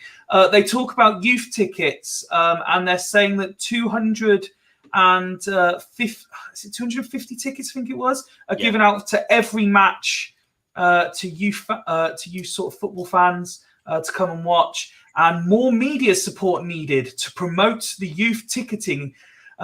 It did make me chuckle. I know we're not officially media, but given that the club won't talk to us, and then they put some more media. But there we go. It's a good touch. But is 250 about right in your opinion? Was it 250 tickets per game? Could they be doing more even? look at that empty stand we got at the other end. You know what I mean? It could be so much more. You know what I mean? If you're not going to open I understand with the bank, and I get it. The weather obviously plays its part and whatever. But look, if you're going to offer it out, Stick the kids at the end of the wind tunnel. Yeah. Stick the kids at the end of the wind If they're getting in for free, what can they complain about anyway? Yeah, chuck the kids Give them in some there. ponchos. Chuck them in there. But they could do so much more, couldn't they? Look, that Stratton Bank's empty. You could have that filled, you know what I mean, if you wanted to, with free tickets all the time. What's the cost? You don't need a load of stewarding in there, do you really? If it's a load of kids, you can't imagine. But I just don't. They could do that a little bit more. Yeah, you do, Wazzer. It's the kids that cause the trouble. Yeah. Well, apparently so. But Stick it in the bank. I'm not being funny though. You could even the top corner of the Arkles, you know, the opposite end to the away end. You could just make that. I don't know what that holds. Probably, I don't know, 800 seats or something. Yeah. You could leave that sectioned off. Schools, youth clubs. I did that for the Barrow game because we were in there because my little lad went on the pitch at half time. No, I can't do that again. It was just the same chant for about an hour. Forward! Yeah. But no, I totally agree. That's what they seem like they do at the moment. They put them in that end of the Arkle stand, and that's where all you see all the youth teams in their kits, and you know what I mean. It is a good touch from the club, but there could be that little bit more. And like you say, when we've got an empty stand sat at the other end doing absolutely nothing, why couldn't we? Yeah. Okay. And this is you know, they don't even need to like plan massively in advance of this. This is something they could go around to schools with on a Thursday. Yeah. Because they haven't sold tickets that week. They know they're not going to sell out, and they just go, sod it, Deanery have 100 tickets, Witchelstowe have 100 tickets, whatever. And because if they don't use them, they don't use them. If they do use them, that's a burger bought, that's a drink bought, that's Programs, whatever. programs bought. Yeah. Trip into the club shop. Yeah, it all goes, doesn't it? And like you say, they could pick the games if they wanted to. Yeah, don't pick them on the games where you know there might be a big crowd or something like that. But the games where it just brings a little bit more through the door, when you've got those games against the likes of teams that you know are not going to bring a big away following, you know what I mean? You can make it happen. I'd just like to interrupt this episode for a bit of breaking news hitting the Fools Rush in Twitter sphere. Sandro live. Day. No, it's not Sandro Day. But the breaking news is, and I'll read you the official quote, Paddy has been let out of Twitter jail. As he put, at Fools Rush in, oi oi, out on parole, should never have been locked out of here and for an opinion that millions who know right from wrong would agree with. Mind-numbing shenanigans. But Paddy is out of Twitter jail. There you go. Breaking news, and you've even got your own section on tonight's episode, buddy. I hope you are well. Again, there is so much that you can dissect from the advisory, and I'm sure what we'll probably do is pick up more points in the coming weeks, and we'll definitely save them ones, particularly with the roadmap and the stuff that they're going to achieve. And I'm sure we will refer back plenty. We'll do our own Fools monthly review. We'll get our own graphs on the go. Oh, and then do target. We'll have a little Gantt chart on the go with like the target here and how far along we think we are. Yeah. Super. Don't forget the traffic lights, Woody. The traffic light system. The RAG system. Yeah, the RAG system. Let's have a change of pace for a few moments, and let's talk about the women's team. The Swindon women, it's their last home game of the season. They play Cardiff on Sunday, 2 p.m. kickoff in Fairford. Again, as I said, last home game of the season. So if you are able to go and show the girls some support, they would very much appreciate it.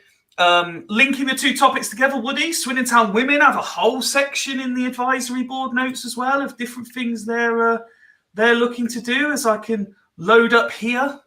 Again, I'm not going to ask you to read through it all live on screen, but it's very interesting reading. I think. Oh, go on. No, I was going to say, I just think in some ways, you know, I criticise the advisory board in the past, but fair play, because there was a time when the women's just came under community activities or something. So, you know, it does show that little bit more investment, if you like, that they have separated it out. Hopefully that that carries on. Yeah, they talk about in that section the integration, Foundation Park and County Ground fixtures, facilities at the County Ground, the longer term strategy, and sponsorship opportunities. So again, if you've got an interest in Swindon Town women and you want to see what the club are planning for them, it's again worth noting. We are at the end of the season. We've kind of spoken in recent weeks, Woody. Unfortunately, promotion isn't achievable.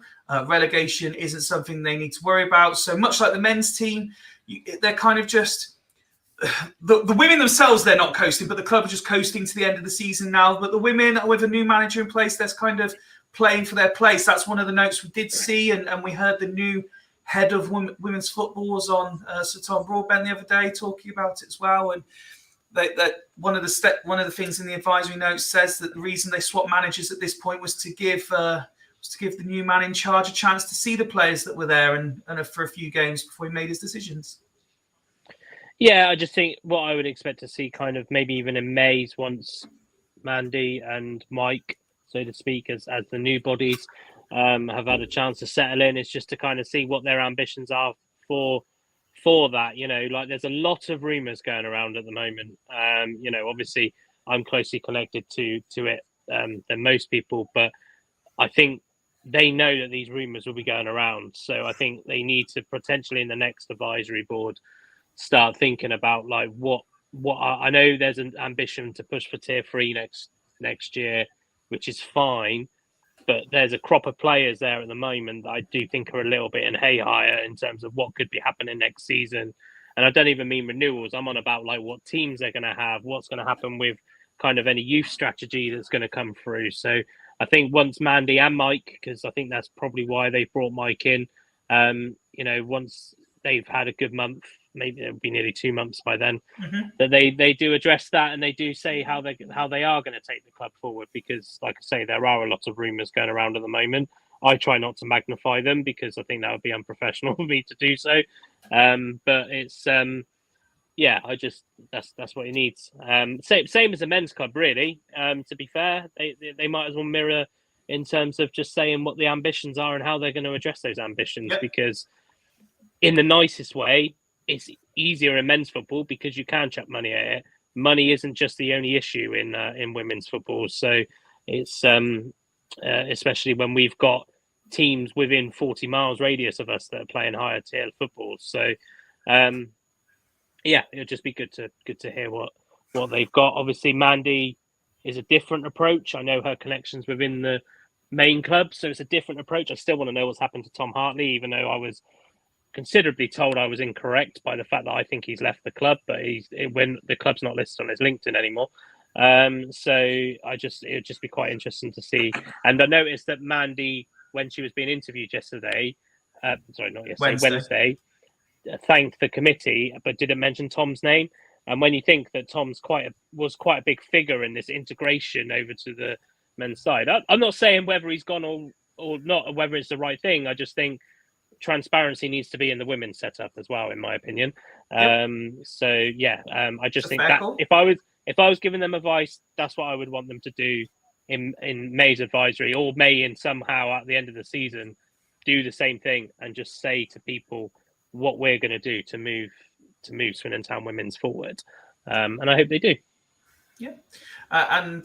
Again, just to kind of reiterate what I said at the start of this feature, I did manage to get out to Fairford once this year and I really enjoyed it. And if you were able to listen in on to the interview on Wednesday, there's a suggestion that all different things are being considered for the future of where Swindon Town women play. So it might not be that Fairford is a permanent option in the short term. So if you haven't been out there, please do go out on Sunday if you're able to support the women, because it's well worth a trip out there. 100%. And Spikes, yes, is everything that I was told it was and more. But of course, our coverage of Swindon Town women will continue. Their season's due to end obviously next week with their final fixture away from home. But we will continue to be promoting Swindon Town women and women's football in the area even when the season's finished. We're still in talks with Alice. Hopefully, we'll be able to get her special show where she's hosting it, and we'll be looking, as we'll come on to in a little bit, at some different content during the close season. We've also got a cup final for the 18s as well. We have got the cup final, and we've already spoken, not spoken to Grace, we've spoken to Grace's mum, and she will be appearing on Fools ahead of time to help us talk about that as well. That is all to come in coming weeks on Fools Rush In. We are just over 90 minutes into this episode, and we can finally talk about tomorrow's game. Thoughts ahead of it, and crucially, let's examine some of the quotes that have come out of the pre-match press conference.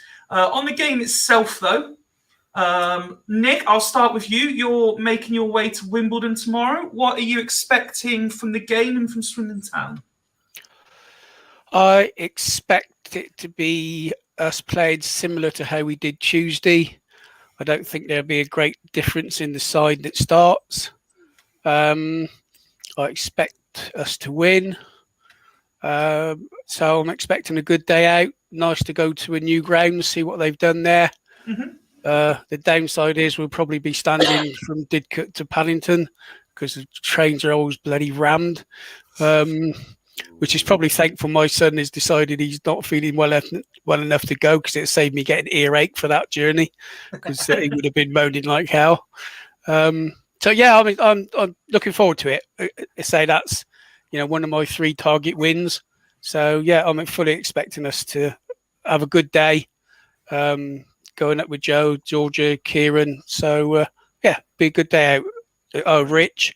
Jojo said she'll meet up with us. So yeah, be a good day out. Joe, as Nick said, you're making the trip as well. What are you expecting from the game?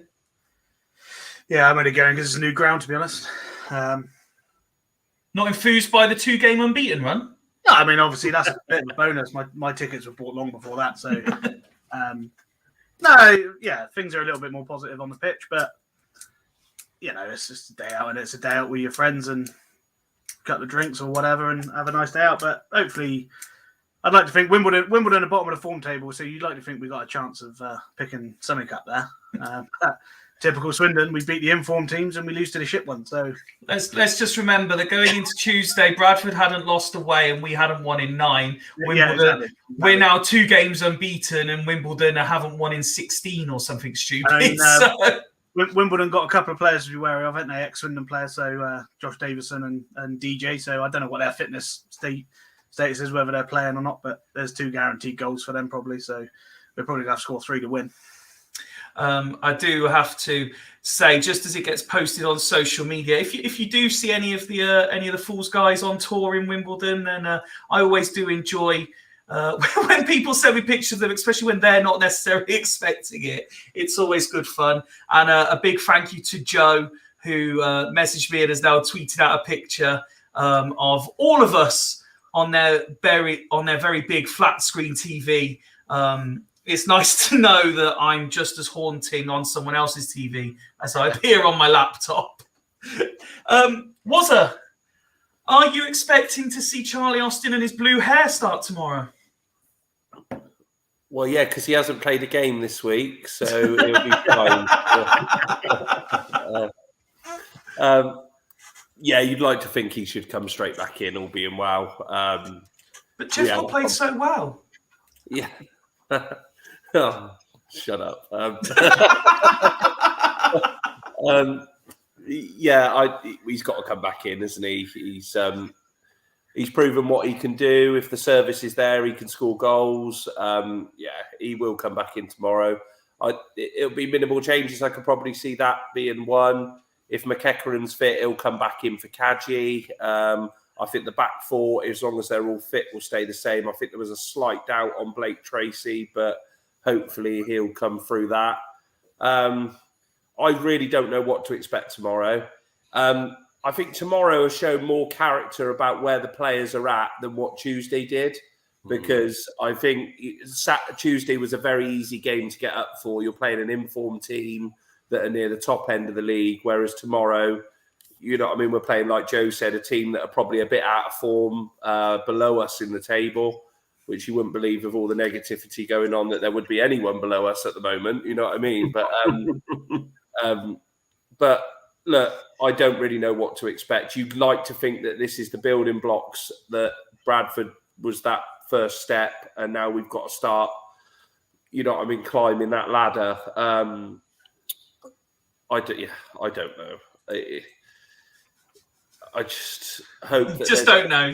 I really don't. I just hope that the same drive, the same passion that I was calling for before the Bradford game is there again. And coming up against a different side, like I said, that are a bit lower. So hopefully the standards don't drop, and that we're still striving for that. And that's what I just want to see, another fighting performance where we're putting our bodies on the line and the players showing that they actually do care for the football club, which is, you know what I mean, which is a massive thing. And if they do that and they put the effort in at the moment, for me, the result doesn't really matter because it's not going to benefit us this season. But as long as the fight, the passion and the commitment is there, that's all I want to see tomorrow. It's a good point, isn't it, Gary? I think the term I used sort of disparagingly in our WhatsApp chat earlier this week was Bradford our Tin Pot Club end of season cup final, and we're going to go back to being shit again at the weekend? You know we're going to go there and lose 1-0, don't you? Just know it. I agree. I think I don't see much change in the starting lineup. I think we'll go there with pretty much the same team, and Austin possibly will start. But I think we'll probably concede a goal and we'll lose potentially 1-0. I don't want it to happen, but it's a Swindon way. It's that Swindon way. Ben, in terms of Wimbledon, it's kind of already been described. They're low down in the form table, but there are a couple of ex-players involved. What are you expecting from them? I don't know. You don't know if Wimbledon really are on shutdown now to the end of the season. You know, they've obviously been as bad as we have in recent weeks. So you can't really judge what they're going to be after. I think what counts for us is there'll be a good away following, which will be in full voice, because London away days is what Swindon do quite well at, especially at the end of the season.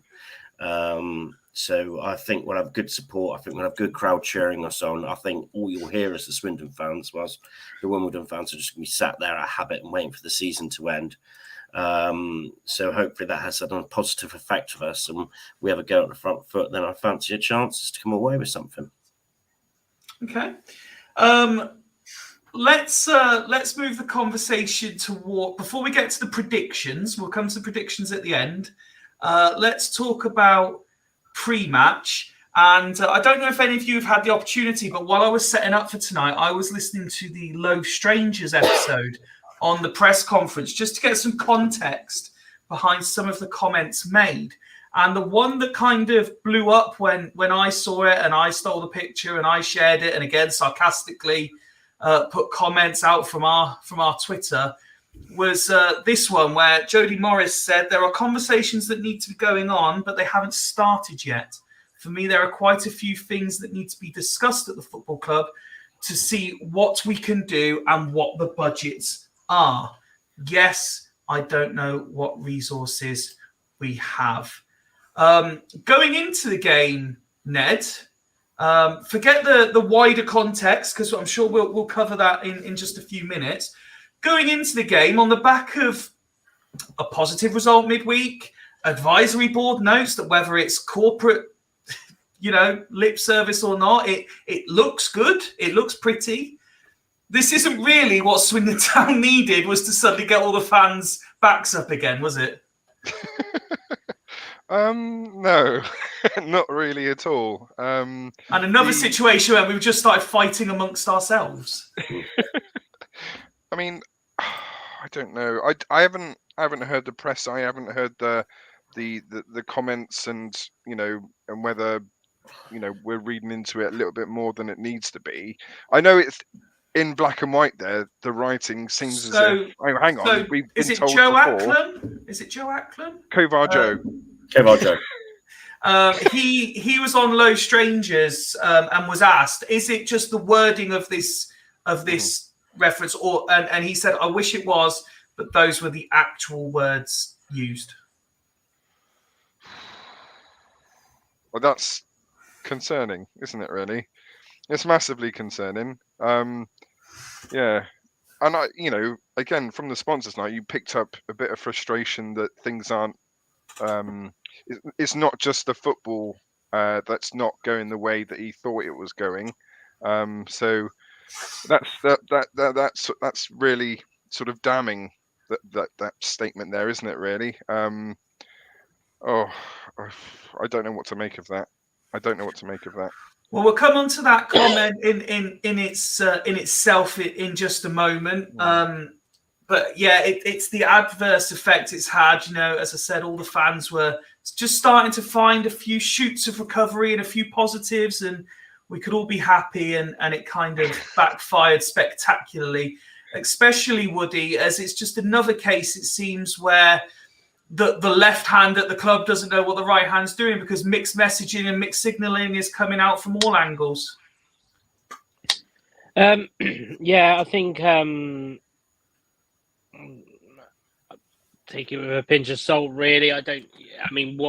What does Jody classify as resources? Is he on about what finances are available? Is he on about what scouting systems available? Because obviously we still don't know what's happening with Sandro. So if Sandro goes and they say don't replace him, he could be talking about resources that Jody's saying, I've got to go out and find my own players type thing, So we don't, is it a budgetary thing? I don't know.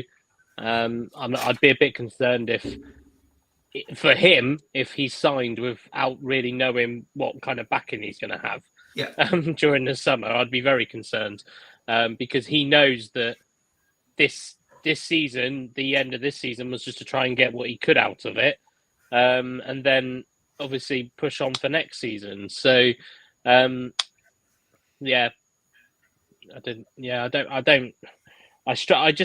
know why I just struggle with his pre-matches at the moment. They just seem to be just full up of cryptic clues, to be honest. And sometimes I sit there and go, are you trying to dig out the club at something or what?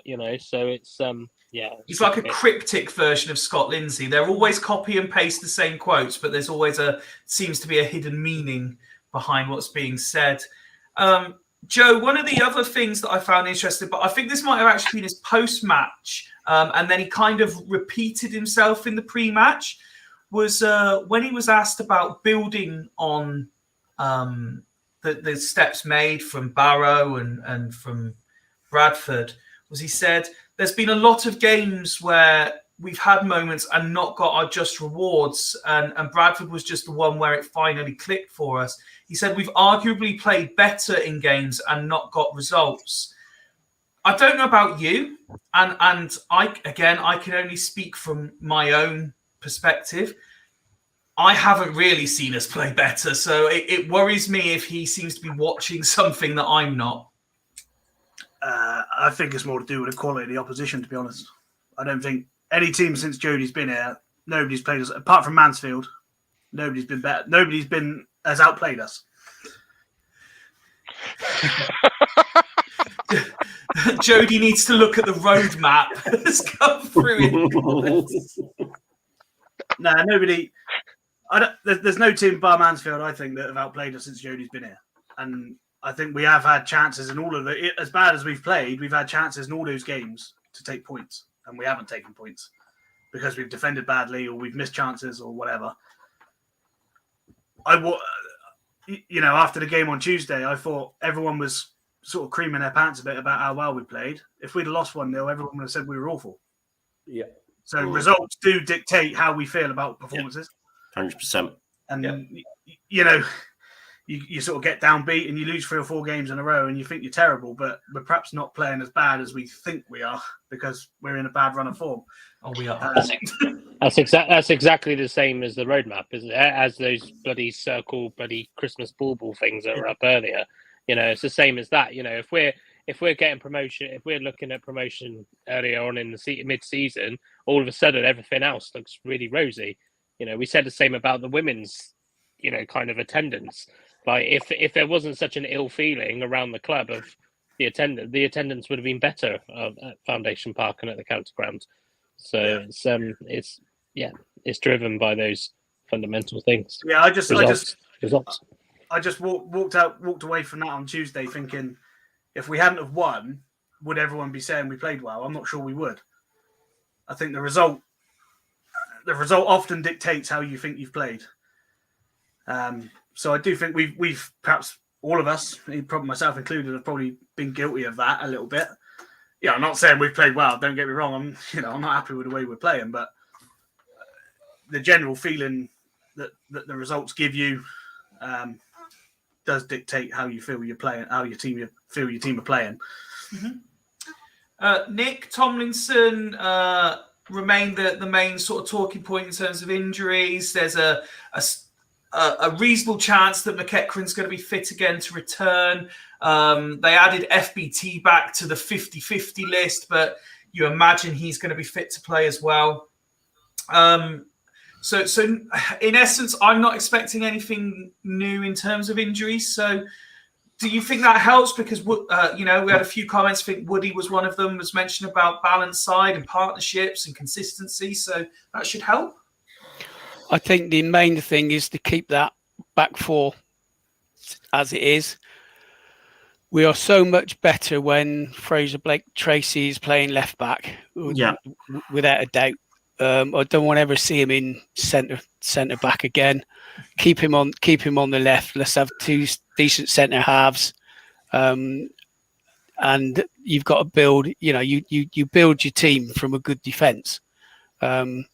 So as long as that doesn't change, you can tinker with the midfield. You can tinker with the forwards, and try and get the best tune out of it. So to me, that's the major thing, is that we play that back four and we forget about three at the back, because we're just terrible at that. So do that, and we'll be okay. Okay, well, I know we all want to have our say on it. We want to look deeper into the quotes, got everyone talking. So let's go and get our predictions for Wimbledon first. Wazza, I'll start with you.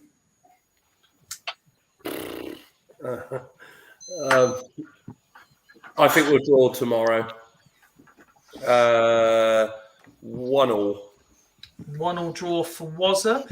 Again, fire your predictions through in the live chat as well, please, Nick. 2-0 Town. 2-0 to Town. Love that. Gary? It could be anything with this Swindon side. Well, that's kind of the point, isn't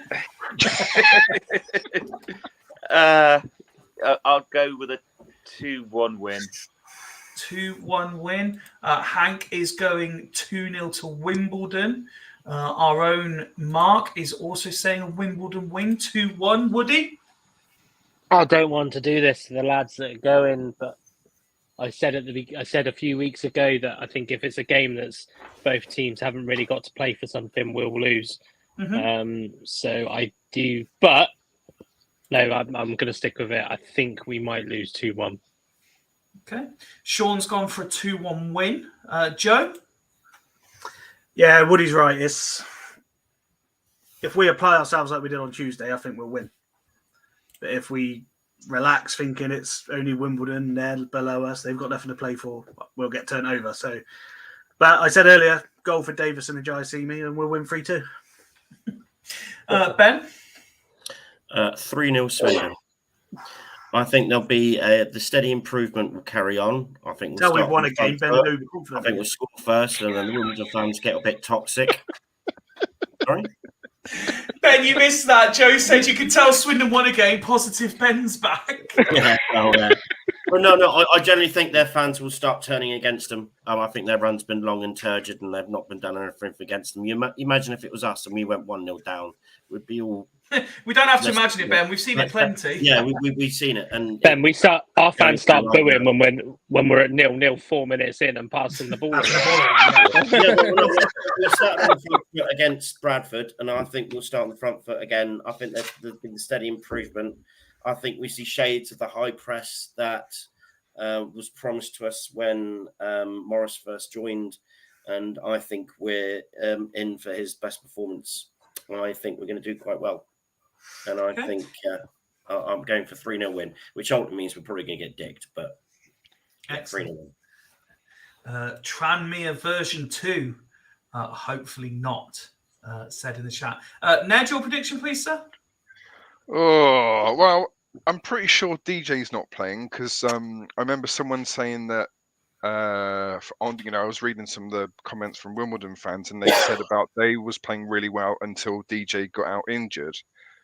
And I just had a look at the preview on the Wimbledon page, and it didn't mention anything about DJ. So I don't think he's fit to play, which is great. But you can't help but think that Davison he's got a massive point to prove. So I kind of get the feeling that it's going to be a 2-2 draw.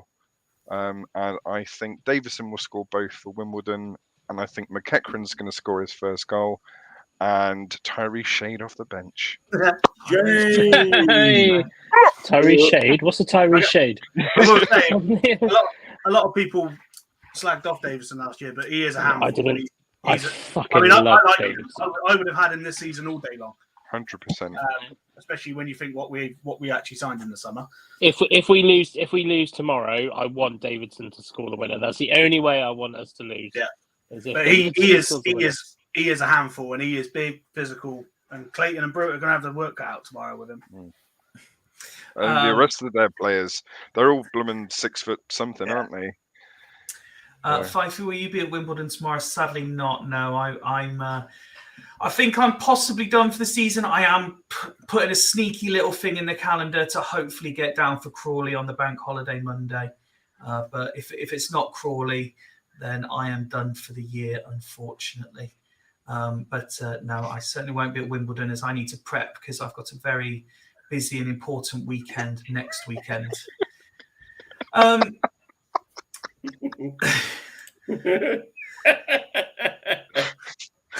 Yes, because I was reading the. You didn't thing is, you're all laughing now at something that no one else watching can understand. So, yes, because I was asking the question, I did just ask myself if I was going to the game. Yes. Ha ha ha ha. Where are you going, Fifey? Before the final topic, then, lads, let's come back to the point about Jody Morris because it did get a lot of traction online and. Different ones of us took different approaches. Ben, I'll start with you. You think there's absolutely nothing wrong with Jody Morris not knowing what's going on? Look, I think that he's being divisive. I think he has sat down with Clem at some point, and he has got some sort of an idea what the budget's going to be. I think that's impossible that he doesn't do, because if he didn't do, he would have known by now anyway by calling a meeting with Clem, going, Clem, how much money have I got this summer? He's just going to. He has got some sort of an idea. He's being divisive because he wants more done. So he's outwardly putting out. He's using the press conferences to his advantage. To clarify, you're saying that he's lying to the press to force his agenda. Yes, Richie Wellens did it every week. Richie Wellens lied through his teeth constantly, and he constantly would back Lee Power as well publicly because he knew that Lee Power wanted him to do things for him. So they lie constantly, managers to get their own way, and I think he's using the press to get what he wants. I just think it's unthinkable. Joe, on the assumption that Ben is correct, are you happy being lied to by your manager? I think every football manager in the country does the same, Fifey. They all say what the fans want to hear. There's no way in this world. Is that what the fans wanted to hear? Because it didn't get a very good reaction. There's not a way that Jody Morris doesn't. He might not know exactly what his budget's going to be, but he's going to have a rough idea of what his budget's going to be. And if he hasn't, then he's a fucking idiot, quite frankly. Yeah. He's not a moron. Because he should have been thinking of that a month ago when we couldn't get in the playoffs. They should have been thinking of next season straight away. Not fucking now, which makes me think we're not going to be signing anyone in May, like I said earlier. But no, I get what Ben says. Managers do like to manipulate the press, I'd say. Not necessarily manipulate a fine word. Manipulate the press. Yeah. Ned, you kind of already got to have your say on the quote directly, but you can understand the concerns of fans that if we have to take his word as truth of what's going on, or at least a version of the truth. And it would appear the club are not doing as they promised mere days previously. Lessons are not being learned because they're not actively talking to our own players, at least. Never mind starting to look ahead to transfer targets. I forgot what you started saying, if I'm completely honest with you. I sort of zoned out after a while. That was the longest question stroke statement I've heard in a long time. Right, so I just... Should fans be worried if we're not talking to our own out-of-contract players in April? Well, we must be. I mean, if we're not, Jody's saying we're not. 100% we should be worried. There should be some form of talks going on, setting some expectations for next year. By now, 110%. But the manager's not going to say, I've had a word with Adloy. He's fucking off next. He's not going to. No manager's going to say that in a post-match interview, is he? Let's be honest. Let's be perfect. Or pre-match interview. No, but surely you would say, when the question's asked, you would just say the player's out of contract. We have started discussions. Right, you don't have to say that. You're but not saying that we haven't. It's not is Jim Carrey in blooming liar, liar, is it? It's not like he has to tell the truth constantly. It's. I mean, I think what Ben. What's he gaining from lying, or from manipulating, or mistelling the truth, or misrepresenting what's actually happened? What's he gaining? Right, I will tell you right now that if he says, "Oh, next season's budget is massive, and we should be getting promoted," and the players that he brings in don't deliver, he's just signed his own death warrant, isn't he? Do you know what I mean? He needs to be aloof at best. Taking pressure off himself. Exactly. You don't. It's taking the pressure off the players. Yeah, taking I the get pressure that. off himself. But taking the pressure off Rob Angus, taking the pressure off. I mean, the Swindon Town, staff, shall we say, have taken an absolute battering in recent weeks and probably months. And let's be honest. It's probably due if we're completely honest with ourselves, but he's not going to put himself and others in that position of being open and honest at that point. There's absolutely no way on this planet. And also as well, if he hasn't had those conversations with the players, if there's other factors that are involved, for example, Clem may have promised to put in extra money if Austin stays or something along those lines. That's a very crucial bit of information to know whether he needs to strengthen more up front or whether, he's not going to know at this exact point in time exactly what his budget is for next year. He'll, as Woody said, and Joe said, he'll have an idea, but he won't know what his exact budget is until, X, Y, and Z has been answered. Do you know what I mean? So yeah, no, I get that. On the point you made just a second ago, though, what you're saying about not putting himself out there to be shot at if something goes wrong by saying, "Oh, we've spoken to X, Y, Z, they're going to sign up." Do you feel that in a time, as the point that I flashed up earlier, that the club are really trying to force home this, you need to buy season tickets, you need to do this for the budget? If it's all about the wording, which is more likely to follow the corporate message of selling, we have opened discussions, or we're not talking to anybody? Opening discussions doesn't say they're going to sign. It means we're talking to people. What he's actually said is we're not talking to anybody. I think it's more that as like, I don't want to answer questions right now on contracts, so I'm just going to say we're not talking to anyone. 2 weeks ago, Brewitt said that he's in talks with Swindon and to watch his space about a contract extension. So again, left hand doesn't know what right hand's doing. Yeah. So well, no, he knows, and also in the very same interview, because he spoke about it in that interview. In the very same interview, he also says there's a very good chance that Wardy's going to be, or there's a good chance that Wardy's going to be a Swindon Town player next season. That means they've had a conversation with Wardy at some point, going, "Do you fancy it?" So that's kind of. So he's deliberately misleading what's going on then. Yeah, I think he's going. Look, I don't want to talk about transfer contracts right about. But that's not what he's saying. He's not saying I don't want to talk about it. He's saying this isn't happening. No, but because he could easily say I don't want to talk about it. That's fine. But what he's actually saying is it's not happening. Well, it kind of has. So because we know, because Brewitt said that himself. Brewitt said himself that he's in talks. So to clarify, you've got Rob Angus saying this has happened. You've got Jody Morris saying this hasn't happened. You've got Tom Brewitt saying this has happened. You've got Jody Morris saying this hasn't happened. So either Jody Morris is completely clueless to what is going on around him. He's not clueless.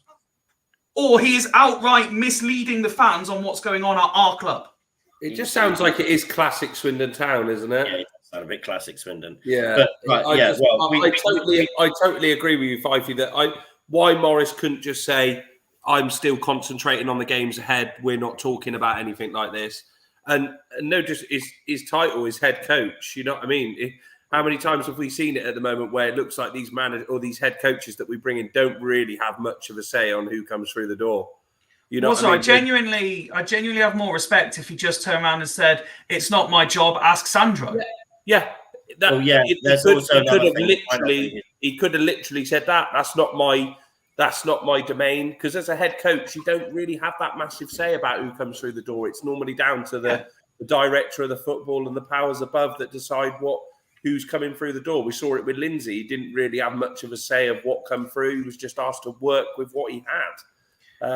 Let's also not forget on that point, no one seems to actually outright ask the question. You've got 50% of the fans believe Sandro got sacked weeks ago and he's not been in the building. The other 50% are waiting for an official statement. Jody's not mentioned him. Rob Angus won't talk about him. Clem's not around.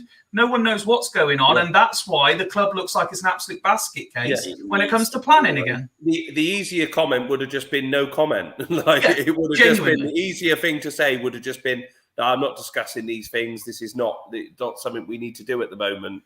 We just need to concentrate on getting through the rest of the season and getting back into some sort of form. But yeah, it does just look shit from the club when people are saying different things. And you can understand why the fans get concerned because you want them all singing off the same hymn sheet. And if they're not doing that at the moment and we're not even into transfers, it just looks like you know what's going to happen. You know what I mean? You hear all the whispers. We're going to lose 2 or 3 key players that have been playing well for us the second half of this season. You know what I mean? Unfortunately, I think it's already done and dusted. And as awful as it sounds, it looks like Johnny Williams is gone and he will be gone, which is such a shame. You know what I mean?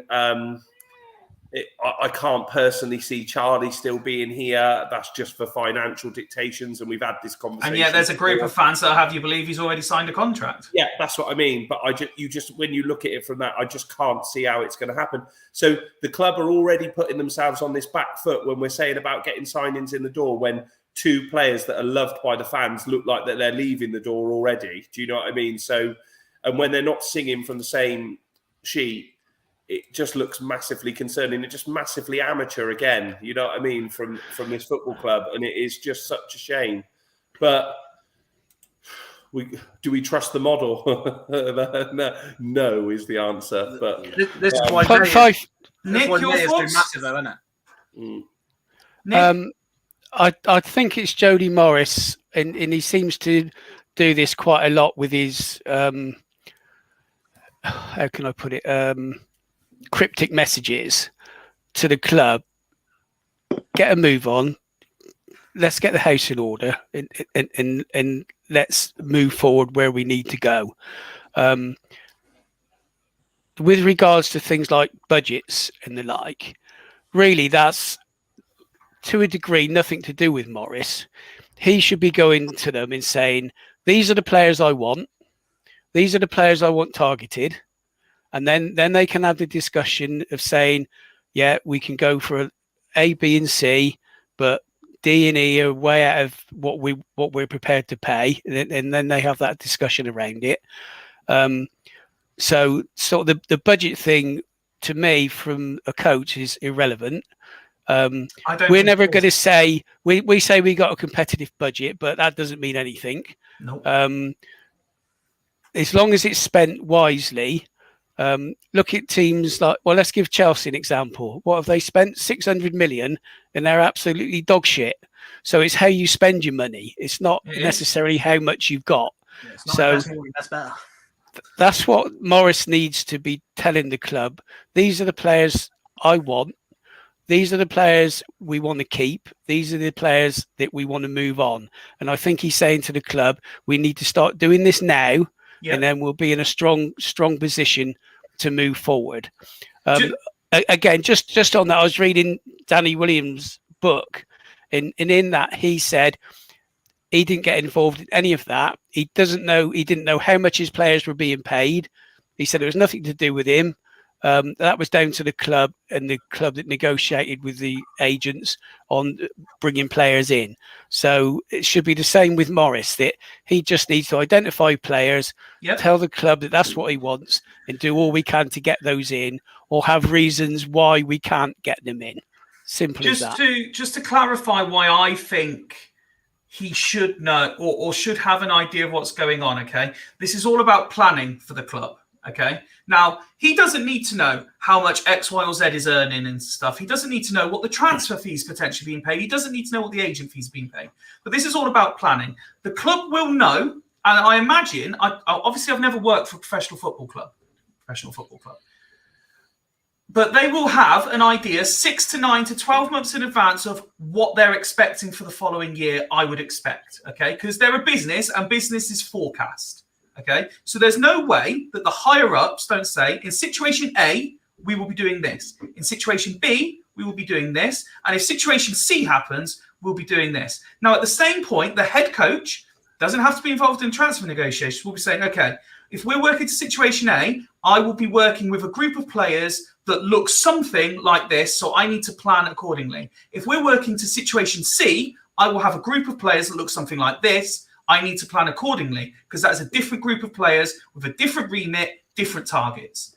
As the head coach, he needs to plan for that scenario. So that's why I'm saying he will know the budget in terms of the playing budget, so he can plan accordingly for the squad that he's expecting to have. And that's my point on the head coach understanding the budget and resources. He doesn't need to know the fundamental numbers. He needs to understand the scenario that he's expecting to be working in. And if he's come in and said, we're expecting to do this, and at the end of the season they say, oh, well, season tickets have dropped off. We didn't do cup runs. We didn't do this. So you're actually working to this scenario. At least he knows what he's planning for. If he has no idea, he can't plan to do his job effectively. And that's my interpretation of it. Gary? I just want to support a football club that doesn't feel like it's a basket case. Yeah. With every season, from one season to the next, something goes wrong.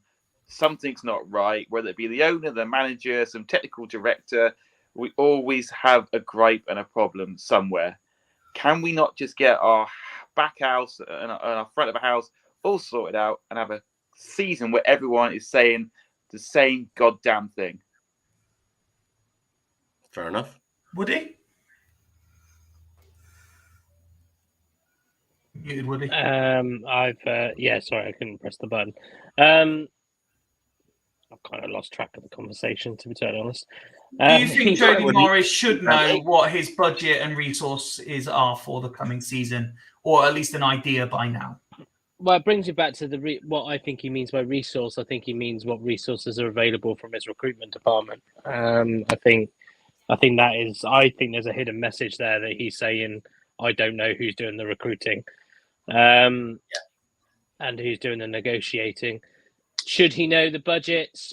Not really. If he's a head coach, his role is to coach the team that he's given. But yes, he can feed back to his recruitment team to say, you want me to play on a certain style. I want a winger that can do this. I want a midfielder that can do this. But I don't think if you go into football as a head coach rather than a manager, you're not really interested in kind of messing around with spreadsheet budgets and stuff like that. You're just told what to work with, and if it's not working, you tell them why it's not working, and then they try and go out. So I think as I said earlier on in the episode, I think the resources is kind of more of a hidden message to say, I want to know what's going on and who is going to be working with me next season. Okay. This season. One final thing from us this evening, and it's a sort of here's to you, the viewers and the listeners of Fools Rush In. Obviously, we're approaching the end of the season, which means that discussions are ongoing in our WhatsApp group about what we'd like to do post-season and leading into pre-season, different content. Obviously, there'll be various quiz episodes and such like to look forward to over the coming weeks. But as always, we throw it open to you. If there is anything you would like us to attempt, or if there's anything we've done before that you'd like us to do again, please, drop us messages on our various social medias to let us know what you would like to see over the post and pre-season as we build up to the next campaign. And no, we are not doing Jackbox Live again. It is not happening. Jackbox. We already have something. We already have a few things being discussed and planned, but there are many weeks to fill between May and July. So please, if you have any suggestions, ideas, etc., do let us know, and we will try and get through as many as we can. We also have something of a giveaway to announce. We have I know, and look at the faces. Half the guys don't even know we're doing it. Who's paid for that? Well, we did technically. We have a ticket, just one. Unfortunately, we're not one of these high spending ventures that could give many away, but we have a ticket available for the Crawley home game that we would like to give away to a Swindon Town fan.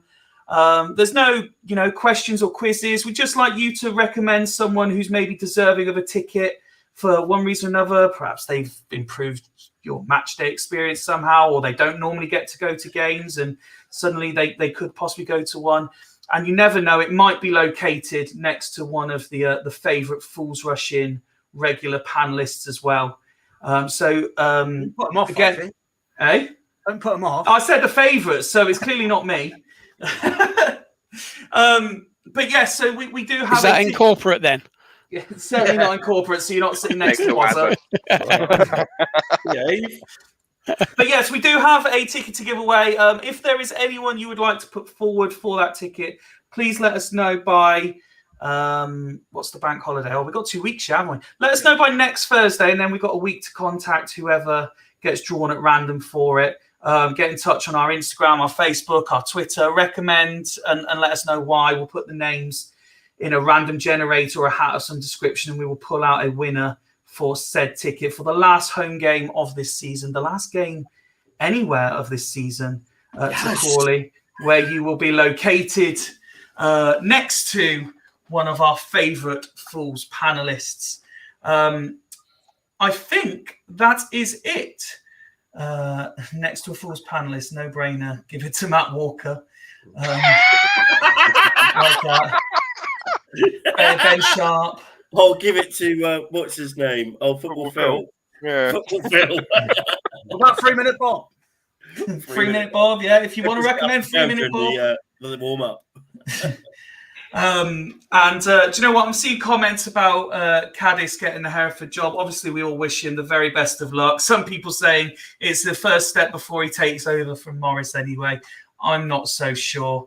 I suppose we'll only see when time comes. But obviously, we all wish Cadiz the very, very best of luck. Gents, does anyone want to throw anything else out there before we finish for the evening? If it's next to me, can I give it to one of the 69 girls? Well, we'll see. You never know. If the 69 girls want to be recommended by anyone, they can certainly be put in the hat as well. But I think that brings tonight's episode to a conclusion. If you are going to Wimbledon tomorrow, safe trip. And, again, please try and continue this amazing unbeaten run we're on now. The points are coming home to Wiltshire. And we will see you again on Monday evening to review everything that goes on. But from me was a Nick, Joe, Woody, Gary, Ben, and Ned. Thank you very much for joining us this evening. And we will see you on Monday. Jackbox. Jackbox.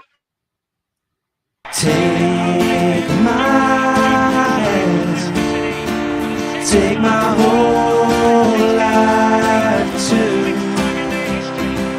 but I can't help falling in love.